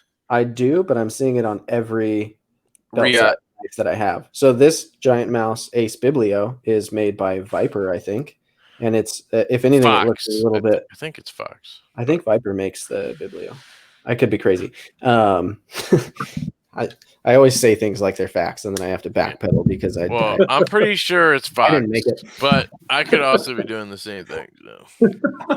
Yeah, so like even see this Asher Nomad is what this one's called, right? Yeah, I have that one somewhere here. It's every bit as milky and fingerprinty as. No, it's not. It's way more clear and shiny. No, it has a higher shine to it for sure. Okay, but the grind lines are less deep. I don't know, man. I really like on a belt satin when I can see the grind lines and they're uniform. Like you can really see it on this. Sorry, go ahead. You can see the grind lines way more on the F5.5 than you can on the Nomad or the Silva. What's this called? It's called the Nomad. The Nomad, yeah. I can see. So like the belt satin, it looks like they used like a higher grit or like a buffing wheel more than they did at Riat. And so I think you're getting a different texture in the metal itself because I think it looks better. See, I prefer it the way that they're doing it at Riat, where I can see more of that grind process like in the blade and I can see how uniform and like. Okay, but that's why I like Benchmade because they do that. You see the grind line, but they kind of have a middle ground, I guess. I don't know. I'll have to. I don't know. It's weird. Like here, you could definitely tell here on this one. Look at the waypoint. Just wipe this off. Well, I showed when I did this in the group chat. I showed the waypoint, and that one's awesome. That satin is really good. But here, look at the goat. Right, you can really see those like chalky kind of. And I just wiped this off literally 2 seconds ago. And then you look at the Nomad, and it's just like shiny, mirrory. I don't know. Obviously they're different, but like I don't know. The chalky thing is weird to me. Yeah, I think like what you're describing is just the difference in how high grit they went. If I had to make it make sense. Well, that because like the waypoint is also the waypoint is brought to a higher shine. Like they used a higher grit for more buffing or polishing. Kyle's done that bottle of Jack. There we go. I've been milking my beers over here. But I don't know. Like, I just think for being more expensive, these should have a nicer looking satin. And I guess to you, they are nicer. I think they do look nicer. So the seat cant here, this action is just ridiculous. This is the best Riot action I've had.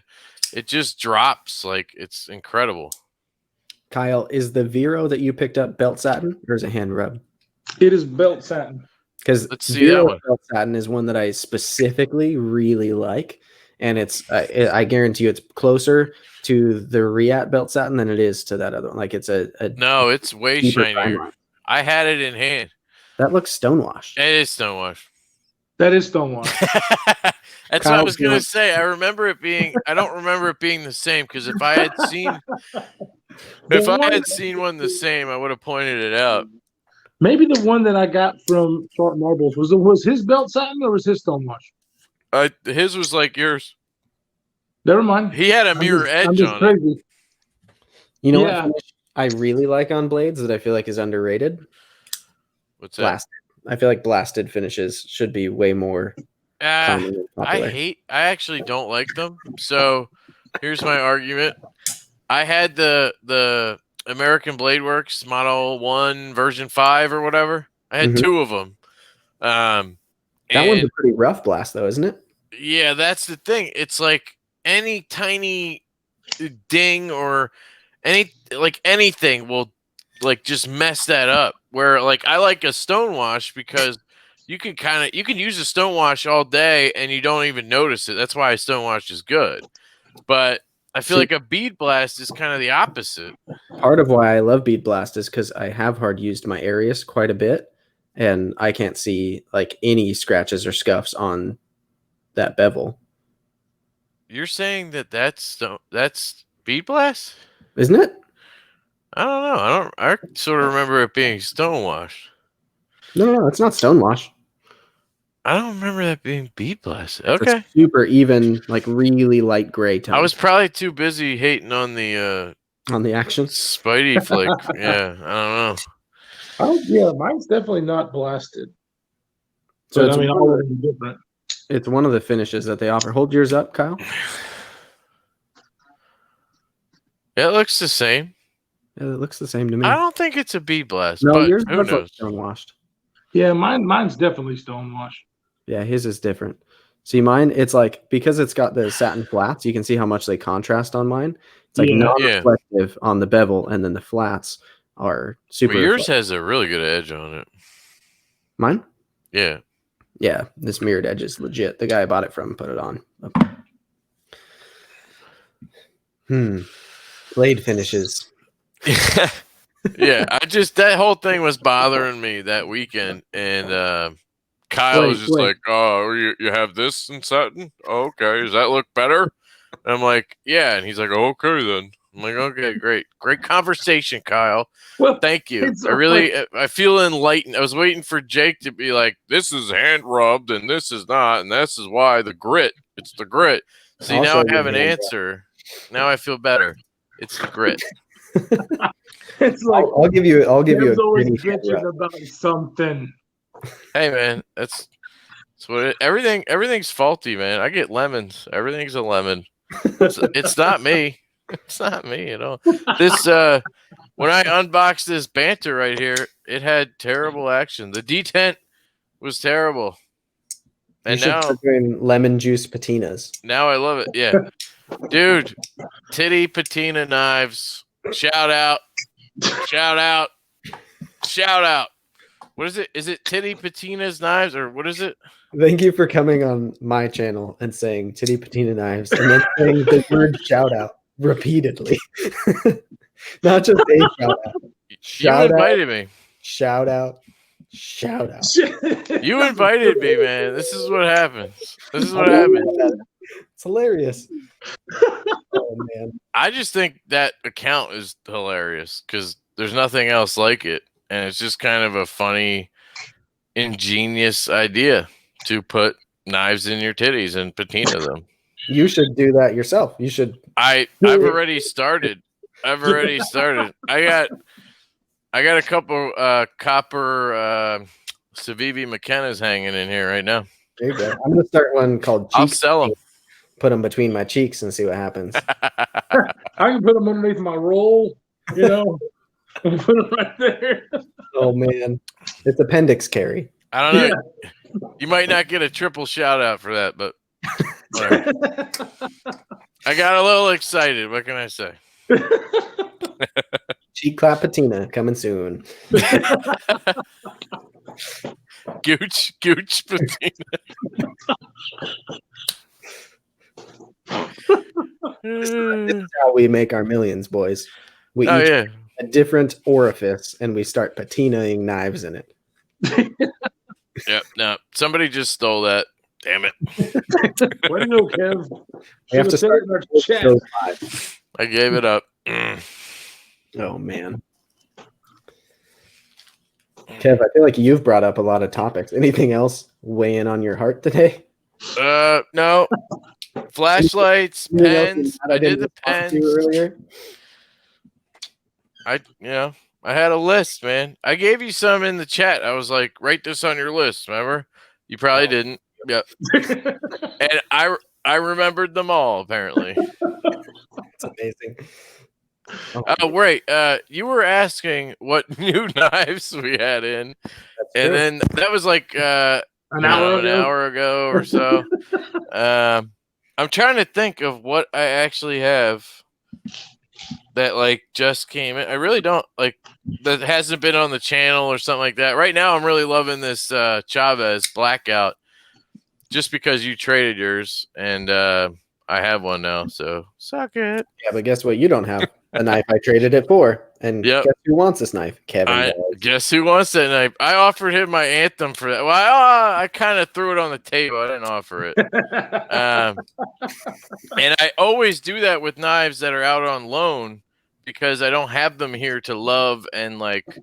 Yeah, it's easy to let go of when you can't appreciate it. I basically pre-sold my Vox Dapper and my one Malibu. I had a black Malibu.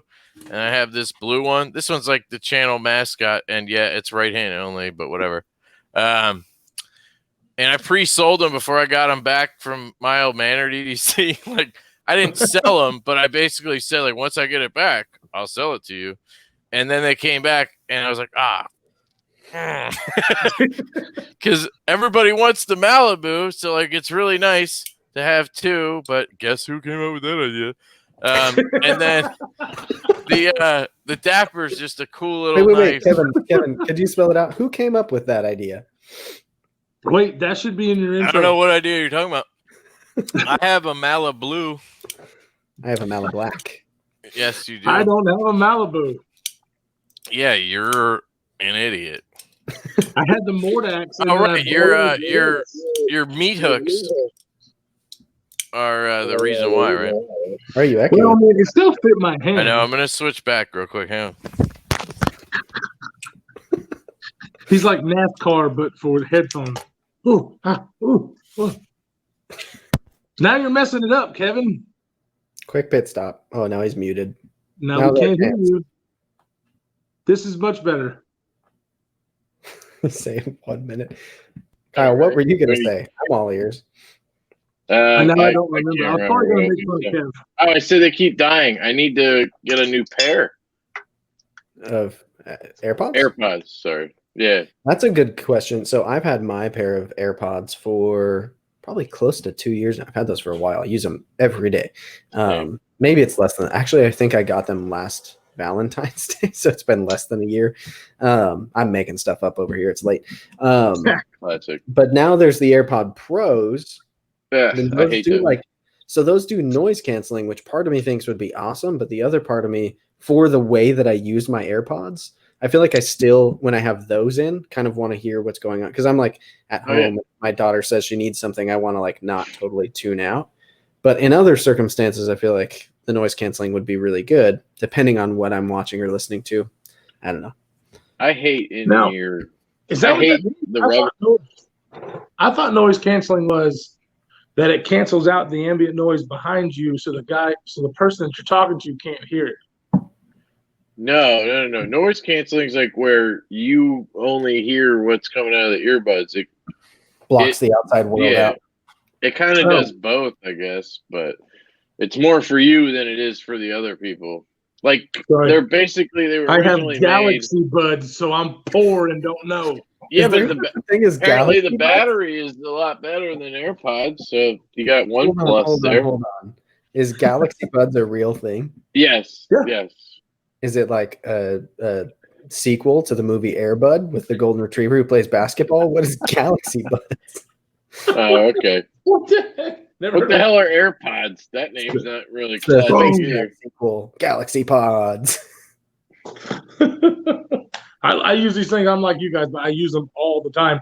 They suck for what I thought was noise canceling because they actually do stick in the ears. But everybody and their brother, like outside, whenever we were talking and I was giving you guys messages when you thought I was in the shower, but I was outside in the rain, or was I in the shower? Yeah, you were in the shower. Yeah, that was what you guys were hearing. Yeah. Yeah, I don't know. I hate the ones that go in your ear, like with the rubber tips, and that's what the AirPods Pro have. Yeah, see, that's so much better than the other ones you guys have. No, these are awesome. The plastic ones, like the even before AirPods, Apple, you got an iPhone or an iPod. They all came with earpods. They're called earpods, right? Or they're earbuds. And I hated them because my ears are relatively small.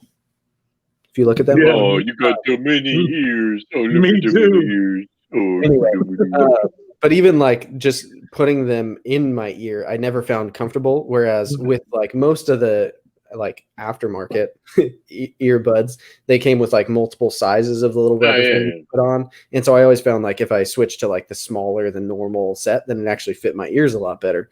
But then I got the AirPods and just got really used to them. And now I feel super weird sticking an earbud like deep into my ear. It just feels wrong. I think it's just they're so comfortable. Yeah, that's definitely what it is. But apparently the batteries die quick. I've had these for 3 years now, I think, going on, and I use them all the time. So I'm sure it's just like they're gonna die after a while. Your iPhone battery starts to suck.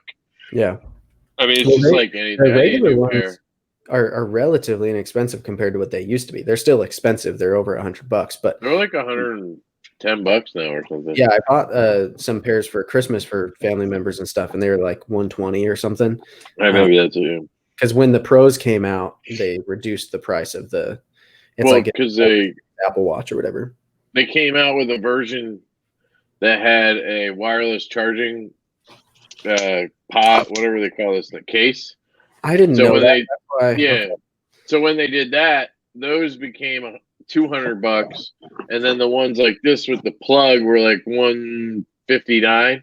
And then like 6 months ago, they dropped these to like $120, $130. But yeah, they have one with a wireless case, or you can just buy the wireless case. For Christmas, I got wireless charging. Comes standard, baby. I never used that. For Christmas, I got like a charging dock thing for my desk. My wife gave me, and it's got a spot for my watch, a spot for my phone, and it has a little AirPod spot. And I didn't know why that was a thing, because I didn't know they made cases that do that. I like tried setting mine on it. And it's like, is this good? And you were like, I'm like trying to peek in and see if the light's turning on in there. I didn't know what was happening. Yeah, I love those docking stations. I have one of those, but I made sure I got one that didn't have any wireless, because I have this wallet on the back of I don't carry a wallet. This is the greatest thing. Okay, I'm gonna calm down, but this is really cool. I have 2 cards in here, a credit card and my license. And then I keep some cash between the 2 cards, and it's awesome. I haven't carried a wallet in like a year. Like I don't know why, but it's just the greatest thing. I hated having a wallet. You're always shoving shit in there, and I can't do that. I have to carry certain things. Why? The minimalist thing did not work for me. But what do you have? Like my health insurance card, my work ID, that kind of shit. I keep in my truck in the center console, because if I'm gonna use it, I'm probably gonna be in my truck, right? Or I have a picture of it on my phone. And then I have a carry license in my bag there, which is usually where the gun is. So I have a front pocket kind of minimalist wallet, and I keep my most used debit card on the outside slot. I don't have it here, otherwise I'd show you. Right. But I keep my Chase debit card right there, because that's what I use most of the time. And so it's like even kind of on the outside, easy to grab. But then inside, I've got 2 different credit cards. I have my license, and I have one other card, and then I can tuck some cash in there. And it's still so slim that that wallet in pocket doesn't bother me. With the fanny pack, I have another minimalist wallet. That's an Andar wallet, right? I carried an Andar wallet for years. Yeah, because this one is pretty thin. 2 C's, Kev. No, that looks fun. I keep my backup wallet inside my fanny pack, and that has like a backup gift cards I might use, and like all of the extra stuff that I don't use often, because everything I use all the time goes in my primary wallet. This is basically my wallet. Like I literally, my phone, primary wallet, secondary. Like I pay for everything with my phone that I can, and the stuff I can't, I just pop my card out real quick, and I have a credit card because, like any sane person, I have a credit card that gets a lot of points and shit. I just use that, and then I pay it off. So I don't need a debit card, a credit card, another credit card. Like I don't know.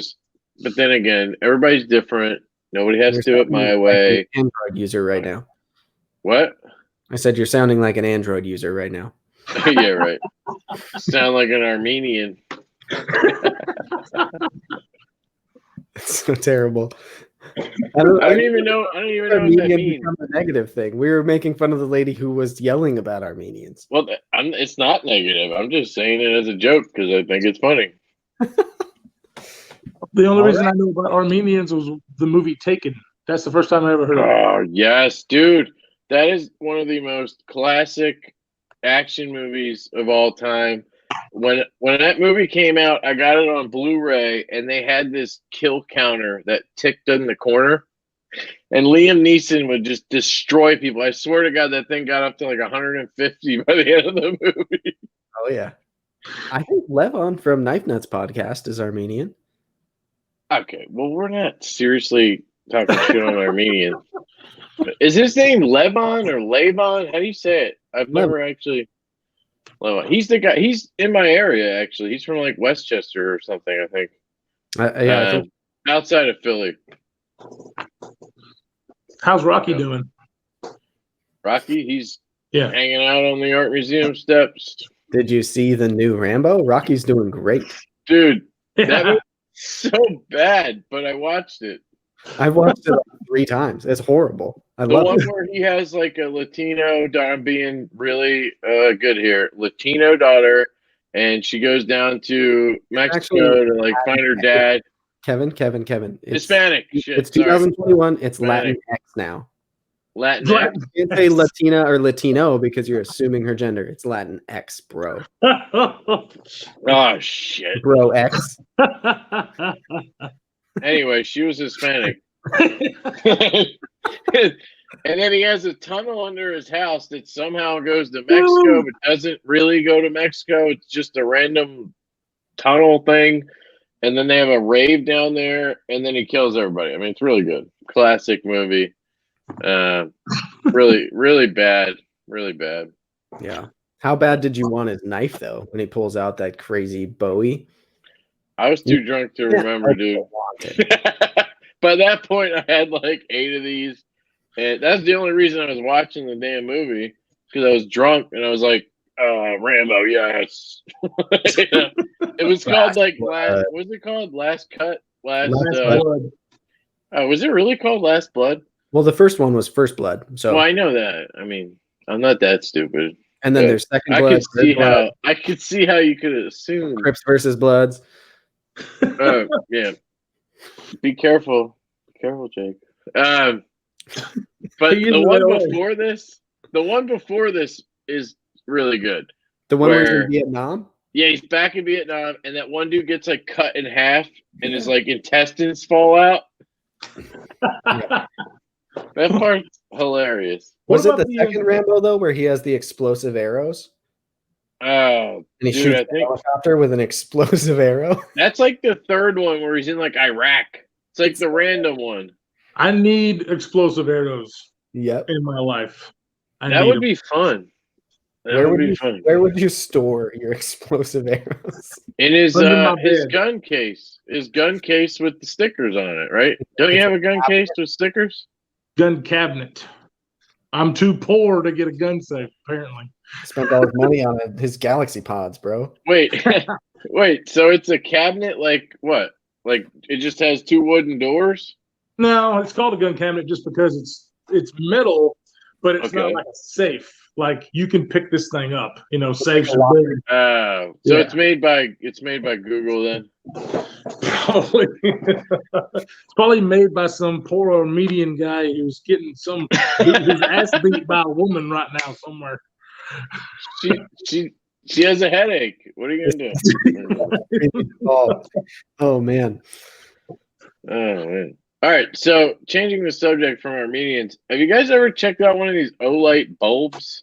Dude, I love those. I don't have that, but when I did my EDC bag video, I had another one that looked similar to that, and people were going crazy asking me, "Where did you get that?" Those things are so handy because they give out, more like a lamp light than just a direct light. Yeah, and I use that thing all the time when the power goes out. Man, I just kind of flick it on and just kind of sit it in the room, and it illuminates enough to where you can see it. Those things are so sweet.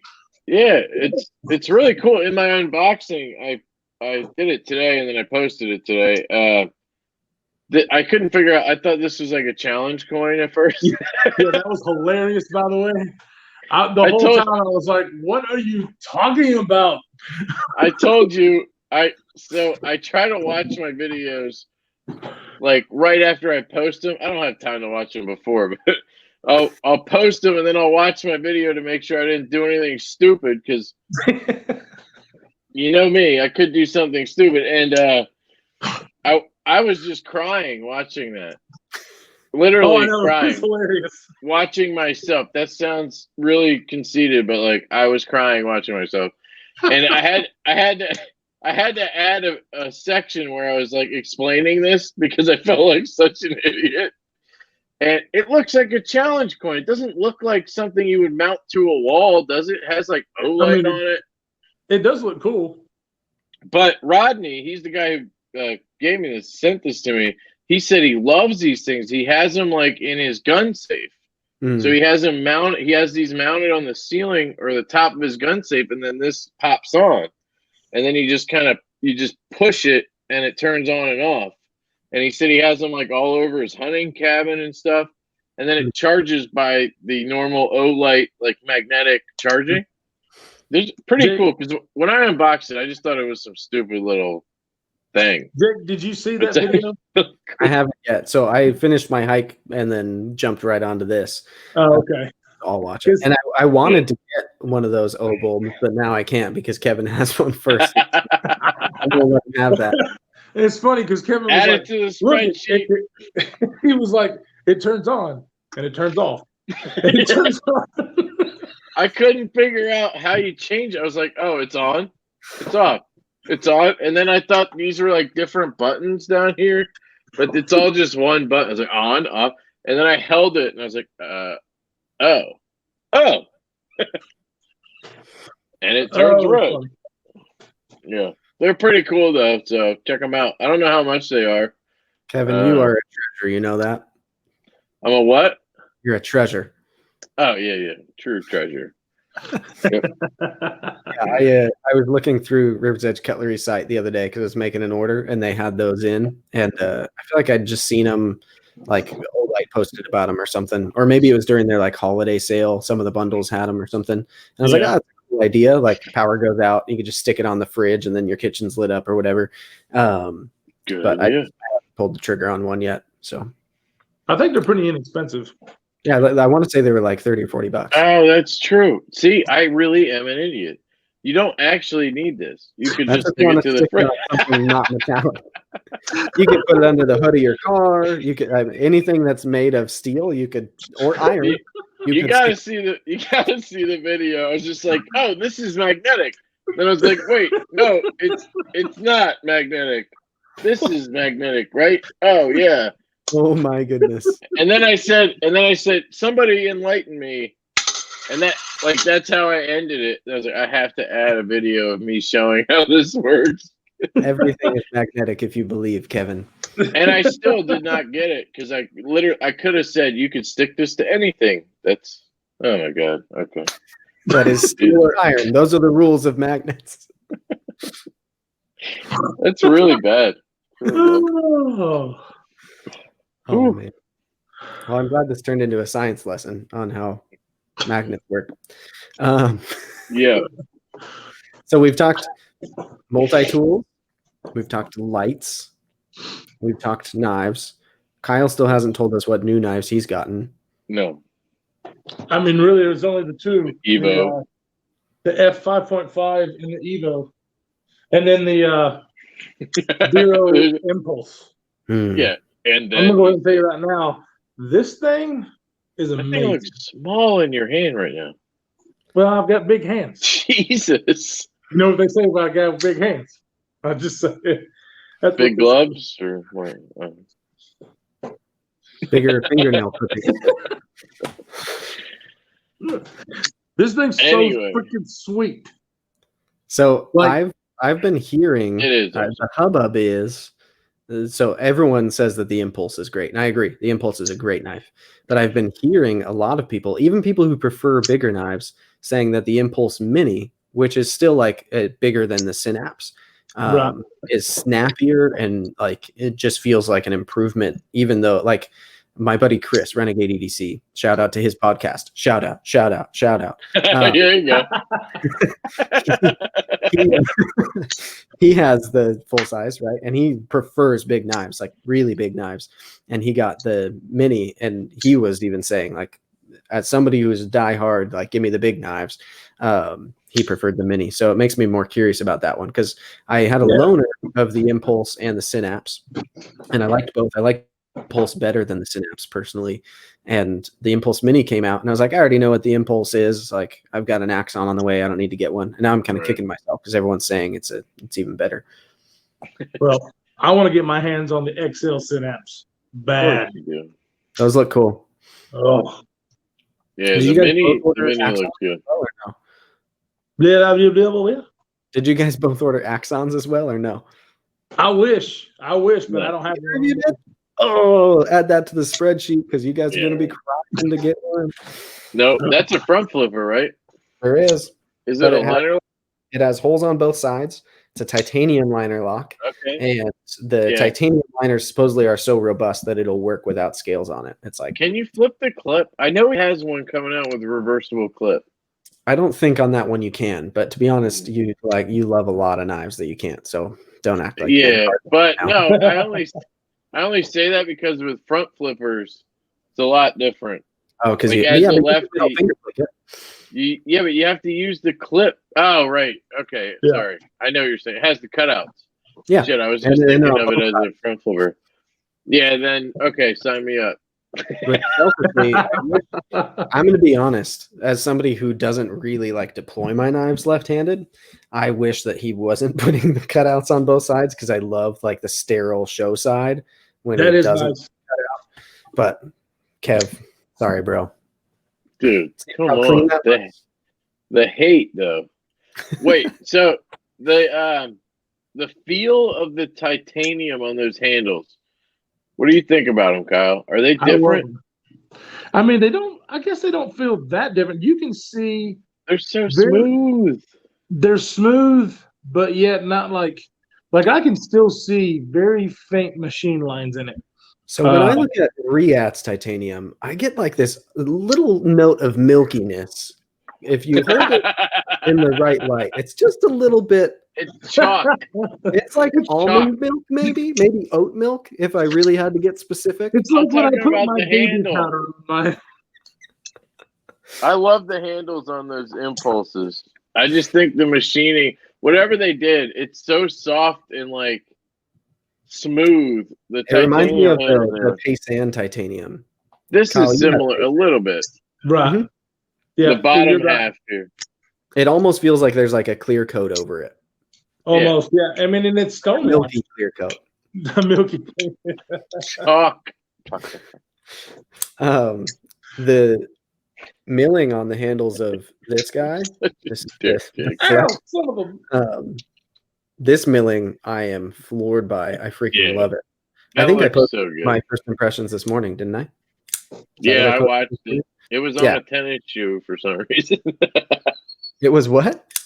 Your picture, your thumbnail was like the knife on a tennis shoe. Yeah, it sure was. My new dad shoes, those New Balances are dope, man. Oh, I thought they were Adidas. No, they're New Balances. I had to get like the most classic dad shoes. My wife was behind it. She was all about the idea. But I've been wanting like think of Americana dad, and it's like the white New Balance with the blue, and then you have like the ride-on mower and your charcoal grill and a dad gut. That's 2021 for me. I wanted to start it off right. I can give you some of that dad gut. And dads love sluts, so I put the slut on the shoes. And there you go. That's a good one. Shout That out, wasn't in the shout thumbnail. out, What the hell? Shout out to dads. Shout out, shout out, shout out. Oh man. Yeah, that knife looks awesome. It really I've does. been meaning to get one, and I've tried a few times, but I just couldn't bring myself to pay. I go on Knife Swap and I go on Blade Forums is new to me, but like if there's a place to buy knives, I'm looking. But they're like 450, 500 on there. So the fact that you got one for one of these, like I paid 380 for this. I think they went for 300 or something. It's a pretty good deal. I think you kind of made out on that one.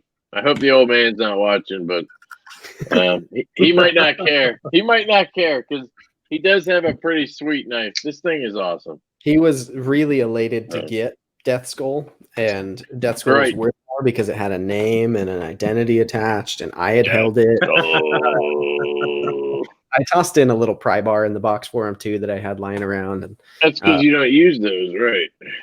I actually, that one that I kept on my desk, I forget who. There's a knife I got recently. Whoever the seller was who sent it to me, I don't know if they even knew it was in the box, but under the foam of the box, there was this brass pry bar that just had the letters BW on it. I don't know who made it. I no idea. It was in a random knife box of a knife that I think traded for. So maybe they were trying to give me a pry bar. Maybe they didn't know, and the person before them had left. Like, I don't know. I was just like, why is this box still so heavy? You didn't ask? I forgot who it even was at this point, but shout out, whoever you were. There you go. That's the way to be. No one can be mad if you give them a triple shout out. That's the rules. Triple shout out. Yep. But yeah, so I think Bob was happy, and if he finds himself feeling upset about that deal, then I will gladly help him out. I mean, I can shoot him some money or give him a knife or something because I'm stoked to have this. But if you're going off of retail prices, also not made up fairy tale prices, this is less than the Death Skull was. That's why that's true. Yeah, because these were $250 and they were like $250. I don't know why they ended up being, but that happens a lot. Although you'd think it would happen more with like different, like the Chavez knives. These are really good and really sought after, but they don't get jacked up by $300. Yeah, so I think realistically, I don't know how many of the sluts there are out there, but I get the sense that they're much fewer and farther between than like the Chavez is, because the Chavez, if I wanted to get another one right now, it might take me a minute to get another all blacked out one, sure, but like these just aren't moving. Like I've had so many people since I've even posted photos of like, dude, where'd you even find one? It's like, dude, I see them on Knife Swap. I see them on Knife Swap every couple days, and they're up there for $450. Yeah, like this thing was $640 new, and they're going for like $450, $500. Yeah. Why aren't these going for $800? Like, it's just weird to me that knife. I guess it's just, you're right. They must have only made like 50 of them. And I think when I see them on Knife Swap, it's always like the same couple. Yeah, they get sold, and it's like I'm the fifth owner of the slut, and they keep selling it because they pay $450 for a $250 knife, and then they're like, maybe I shouldn't have paid double the price. I'm really enjoying this knife, but I would not have out of pocketed $450 for it. Right, but $300. Yeah, $300 I'd pay for it. Right. Sure. So there you go. Yeah, it's a cool design. I dig it. Yeah, he's on a streak a little bit there. He did a lot with CRKT this year, right? The CEO. Or no, was it the CEO and then the Crossbones, or was that somebody else? Crossbones. I don't think the Crossbones. CRKT. Well, CRKT makes them, but the Crossbones is someone's design. The CEO is his. I know that. Yeah, you're right. The Crossbones isn't. Is it not? Oh, I thought it was. No, that's somebody else. I can't remember his name right now. Well, he also did like the mid utility or something. He did a knife a lot like this with CRKT, which I don't know. Like this one's really, really nice. And I don't mean to throw unnecessary shade at CRKT, but I have zero interest in any. Oh, I know what you're talking. It's called the Medusa or the Montosa. You didn't Isn't like it- this? I didn't. Isn't it basically his mid utility that they make? Yeah. It's called the Montosa though, Yeah. and it's like purple and whatever, Mhm. and it does look a lot like that now that you mention it. Yeah.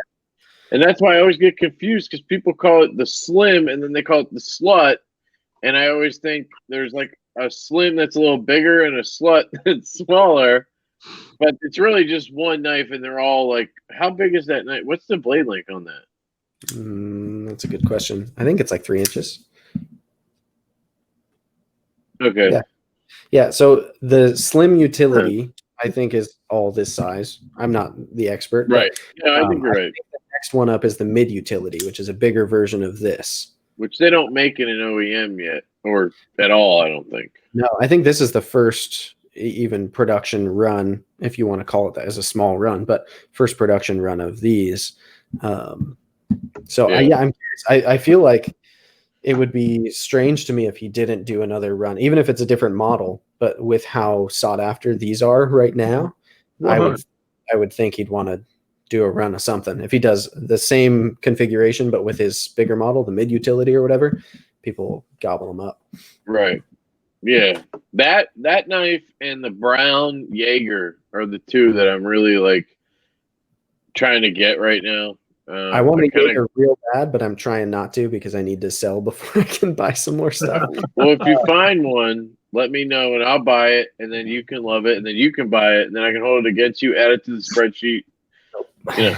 This conversation makes me want to buy one more and then sell it to you because I know you'll buy it. And I can for sure not lose any money, and I'll have another knife that's on my list that you got. All right. So here's a question. Is there any knives that you have coming right now that you're super stoked about? Because I have an 80-20 in the mail right now, and I had an 80-20, and I sold it to Kyle because I woke up one morning to this ridiculous offer, and this was like right before we became like really good buds. And now I'd be like, no, and I'd probably give him a price like $50 less than I paid. But then I was like, you made your money like a bandit.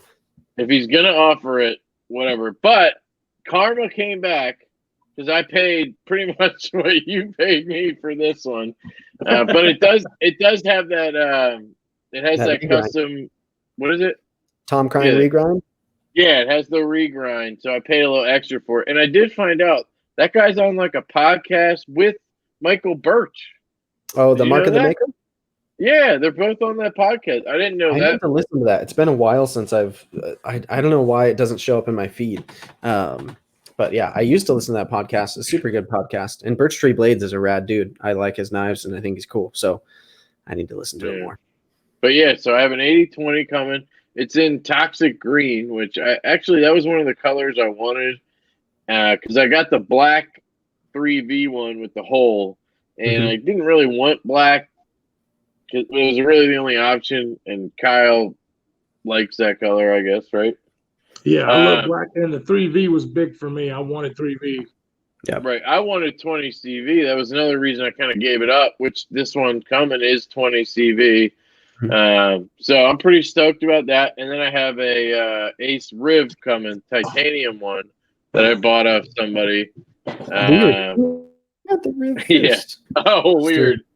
Yeah, that's right. You have one, don't you? Yeah. No, I've got the Micarta one. To be fair, they sent it to me, and they sent it to me slightly before it came out. So you couldn't beat me. That's okay. I asked them. They told me to F off. So I have no shame anymore. I will ask a company if they'll send me stuff because why not?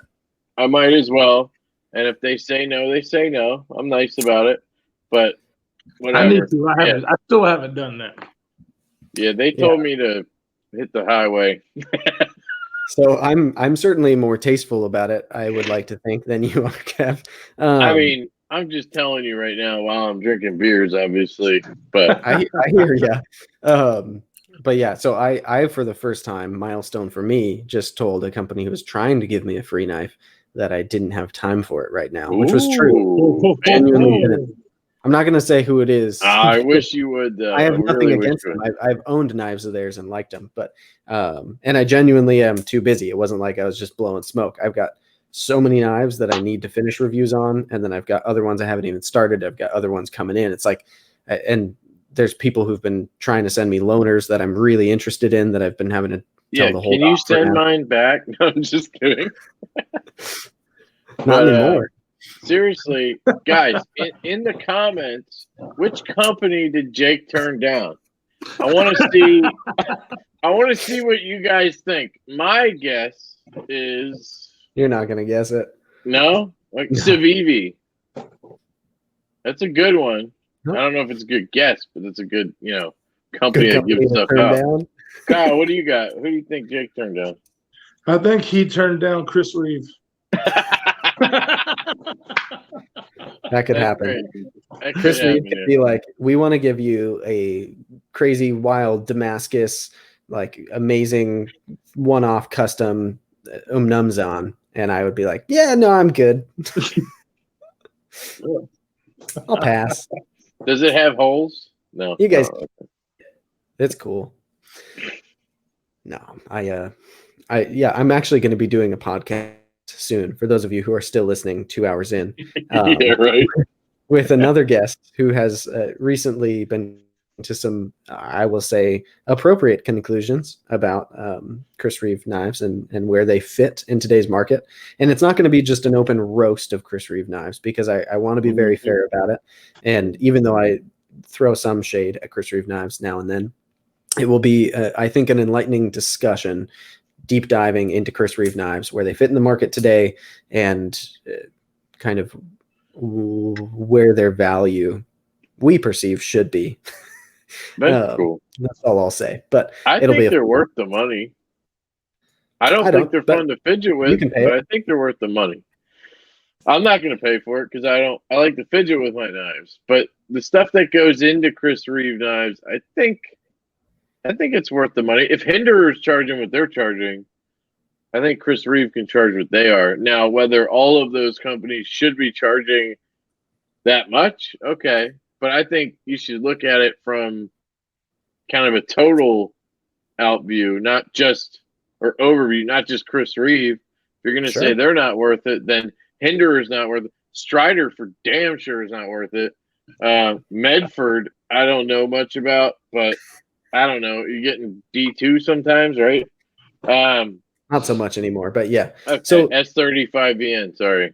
All your points are right, and these are all things that we're going to discuss. I'm going to hold my tongue for now because I want it to be its own episode, but we will talk about the competitors. We'll talk about where we think they fit amidst those people who are perceived to be their competitors, and it should be a pretty thorough conversation, I think, because those are all points that I think are fair to make. And people, when you throw shade at Chris Reeve, often say similar things to what you just said. They'll say, well, if they're expensive, then so are these other knives. I don't think that excuses whether they're expensive personally, but it's a fair argument and it can be made. And people will also say, oh, their warranty is the best.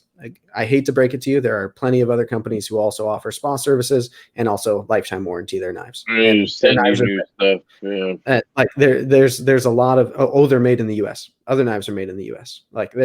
And we'll cite those examples of ones that I think are worth discussing, and we'll let it be what it's going to be. But again, it's not meant to tear them down. I think the place we'll come to probably in the end of that episode will be that I think the perception of what Chris Reeve knives are is flawed. People who are defending them as the current king of EDC. I believe that's not true at all. Yeah, but you tell that to a Chris Reeve fanboy, and they will. Yeah. Up and Which down. I'm not at all. Like I owned one, and that one Chris Reeve that I owned, the small 31 lefty, had my daughter's birthday. She's 6 months old. It was literally her birthday, like to the year, and I sold it because I was like, I never used this. Why am I keeping it? Like it was just going to be an heirloom for her to not use. So it wasn't worth it to me to keep that. I'm not like a fanboy, but I do see from the one I had that a lot of things that go into it could cost money, and being made here in a factory the way it is. Well, it's all about. But then again, what? Yeah, they're nice. It's all about. Yeah, it's all about what you like. I mean, if you Right, like that's that what I was gonna classy, say. smooth action, Okay. But at the same time, I had to Loctite my pivot multiple times on a Chris Reeve knife. That, to me, that's unforgivable because I paid $375 for a knife that's supposed to have the greatest tolerances of all time, and I had to Loctite the damn pivot multiple times because it would me just doing this. Oh, you're not supposed to flick it. I Yeah, flicked it too many you can times. serve your warranty on one if you flick it too hard. That's a fun Yeah. one. So I see both sides, but I don't know. I think I got swayed a little bit by. Have you ever seen OCD for EDC, Justin? I know Oh, the yeah. channel. I don't know that I've watched his. He Avenger has some really good videos on Chris Reeve knives and why he thinks they're worth the money, and he explains the machining. He's in that kind of industry a little bit, I think. Not like knives, but he's in, machining or whatever.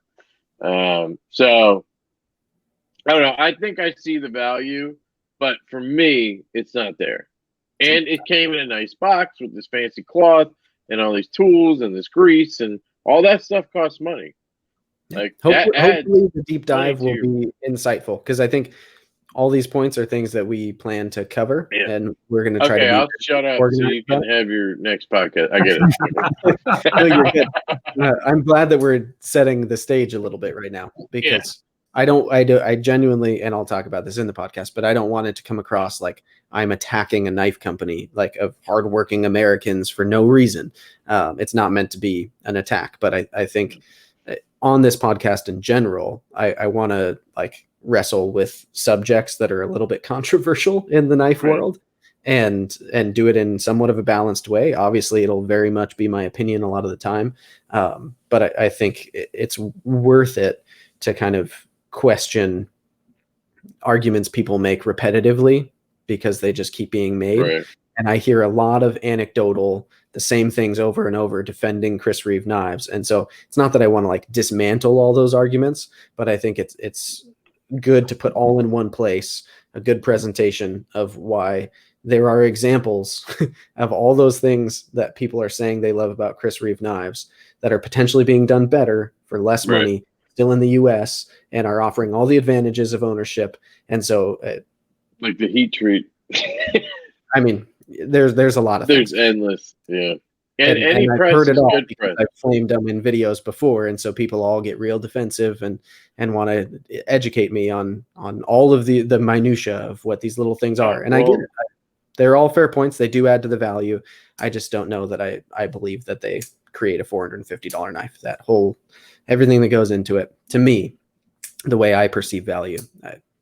We'll discuss. Well, being educated by comments is probably the best way to be educated, right, Kyle? You should probably remove that tattoo, and you should take the flag down. And shit, see, he's doing this right around. Kyle's so drunk. Molala Bay, any Marines out there? Let me know if that's part of your stuff, because I had this on here for another reason. But I was so ticked off the other all day. Marines are Greek, you know that, right? Oh, I guess. So I hope he's listening to this. We have had this interesting dialogue in our group chat before, because sometimes we have different approaches to situations that can arise from having a channel. If you follow me on Instagram, you probably know that oftentimes firing off in my comment section with something ignorant that I can call out as being ignorant ends up in my Instagram stories, and I block out the person's name. I don't try to make it too personal, but I like to share my responses. And I kind of got that from Advanced Knife Bro. I'll fanboy for him a little bit. Shout out. I love when he does that. Mark is a genius at like just retorting back at people. And I have a couple of rules for myself where like I don't hurl insults. I don't make it personal about the person who's commenting or anything, but I like to dismantle a little bit of what they said while pointing out to them that they're being an a-hole, because I personally think that showing up in someone's comment section on YouTube, and especially if they make it like a personal thing, like your hipster beard bothers me, show more of the knife, like that just skip my video. You know, I never like go on people's comment sections and share negative comments. If you have a negative comment that's like, hey, the fact you said about that knife is wrong, the actual real fact is this, I welcome that. Tell me where things are like demonstrably wrong. But just like critiquing my style, which I'm set in, that I've done for 400 plus videos right now, and telling me that I have to do my channel a different way because you want to watch it, I'm going to light you up and then I'm going to post it in my stories. I love that. But also comments don't really get under my skin. I don't let them. I wouldn't have started a channel if they did. So that's kind of where I come to it. Kyle, until like 2 days ago, was like the nicest, like blueberry blossom in his comments. Oh, yeah. If anybody was at all mad, like he just, oh, please have a nice day. I love you. You're great. There was no anger from him, which is good. Like, I try not to get angry about it, and I'm usually very successful at that. But then they crossed Kyle's line, and it was amazing for me to see Kyle just respond to this person. Oh my God. It's so good. I love it. They don't blew go after that my line patriotism and my love for this country. Let's just don't do that. Oh my gosh. Dude, he went full blown, like he was cursing in comments. So It was awesome. Because, yeah, like Jake said, he literally has always just been like, well, that's very kind of you to inform me of that, and I appreciate your support. And he was like, you mother, how dare you question my patriotism? I'm coming to get you. That's basically what it was like. Yeah, I'm gonna go all John Wick on his butt. But the same guy trolled my comments once. I did the review on the. He's probably done it to mine, and I flamed him on Instagram and blocked him. He probably came from you to me because I steal everything from you. So, but I did a review on the SOCOM Elite, and he was like, before you say that the grip is not ergonomic, you should do a bunch of research and find out why it's made the way it is. Yeah, tell me why the Microtech SOCOM Elite is tapered so that you could rip it out of my hand in 2 seconds. Please. Anybody, educate me. Comments. You can leave me comments. Down there with whoever Jake turned away. Was it CRJB? Damn it. We went 2 hours. We went over 2 hours. You guys are not that comment, and then of course, yeah. CK, was it CKF? CFK. That's right? Correct. Is that that's right? Shit. All right. Yeah. It's too late for me, man. I'm getting stuff right now. I'm so bad. I'm surprised I didn't mess up something already. CFK, that's what it is. Yeah, that's what I used to say. From Top Hill Gear and Knives. That's the best one. He called him JB. The whole time. He never said it right, that video. I didn't at all. Yeah, that was the worst. That was the worst one. And they were CRJB knives. So right. It was so bad. What's funny, but now it's like my thing. People expect you enough about the CJRBs that I find myself accidentally calling them CRJBs because I forget which one is the right way. Because I'm like, wait, which way would Kyle say it? Okay, that's the wrong one. And then I have to say they are now. That was my goal the entire time. CJRB actually called and said they were fixing to change their name. So wait, did you just say that right? He did. He has to get wasted if he says it right. Yeah, after he throws the bottle of Jack, he's good. He gets all the acronyms right.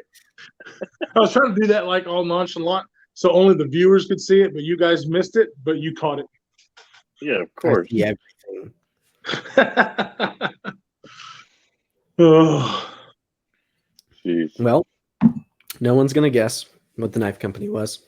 I'm just gonna say that, and if they do, I'll just pretend they're wrong because I'm not to make anyone look bad.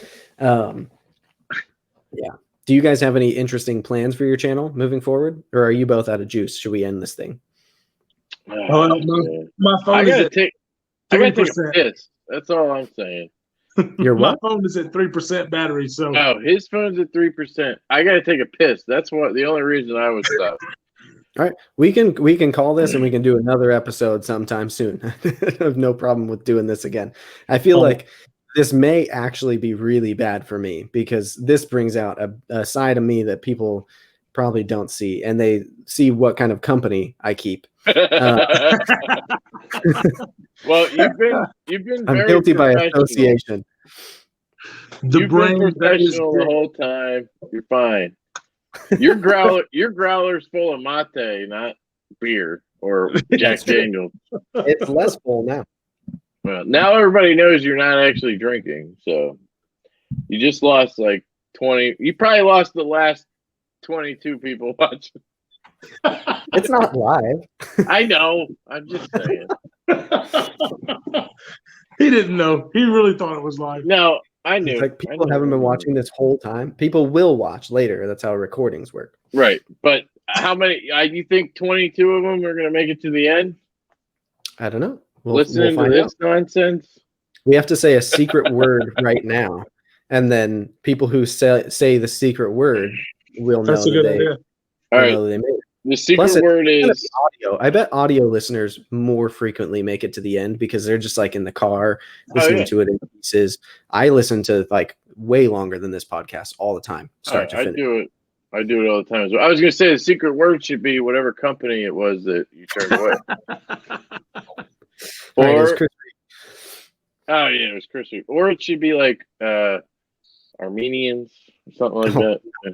People will guess that so easily with how many times you guys have said Armenians. It should be LeftyEDC. Okay. Well, no. How about platypus? Sure. That's so stupid. Just came up. Just popped into my head. Platypus. Or it could be, let's do marsupial. That sounds more like code. Okay. Put marsupial in the comments if you watch this far. But you have to work it into a sentence. And if you do, you will get these really cool new. Dude, you got yours. Mine are still in the mail. I'm pissed. Okay, so you have to put marsupial in the comments, but you have to write it into a sentence and don't put this is the secret word because then other people that made it to this point but not past it are going to know the secret word without hearing it. So you just have to like find a way creatively in the comments to write the word marsupial. If you're watching, totally not going to work. If you're listening to this, I don't know if you can comment on a podcast. So this is all really dumb for the listeners. Well, you can leave a 5-star review for Jake and put that in the review. Just put something marsupial, and if you spell it right, you get extra points. And if you put a review that's less than 5 stars, then it doesn't count. There you go. And you don't get any cool stickers from Kyle either. Yeah, I'm shooting for the 5 stars with marsupial secret words. Interesting. Well, gentlemen, this has been a fun one. This is probably realistically not only what my expectation was, but what I hoped this would be. We talked about it before, and I asked both Kevin and Kyle if they would like any sort of plan going into this. I'm a very I don't typically plan. Most of my videos are one take, and I don't even edit things out. Like that's kind of the way I roll. And luckily, they were both cool with that. But I knew we would have no problem filling quite a bit of time. We're at over 2 hours and 20 minutes right now. So, geez, okay, yeah. We've been going. Wife's probably banging the door. Probably. Anyway, for those of you listening, thank you so much. This has been Jake from Bearded Gear, and I have been joined by Kyle of DTOM Knives and Gear and LeftyEDC. Kevin from LeftyEDC, I should say. Follow each of them if you haven't. They both have awesome YouTube channels. They're both on Instagram. If you're watching this on YouTube, they'll be linked down below. If not, you'll just have to find them. But you've heard their names, so it's easy. Thank you, everybody, for watching / listening. You guys are awesome, and we'll see you on the next one. We're definitely going to be back, the 3 of us, every now and then, because these are two of my best buds. We'll see you later. Thank you, Jake.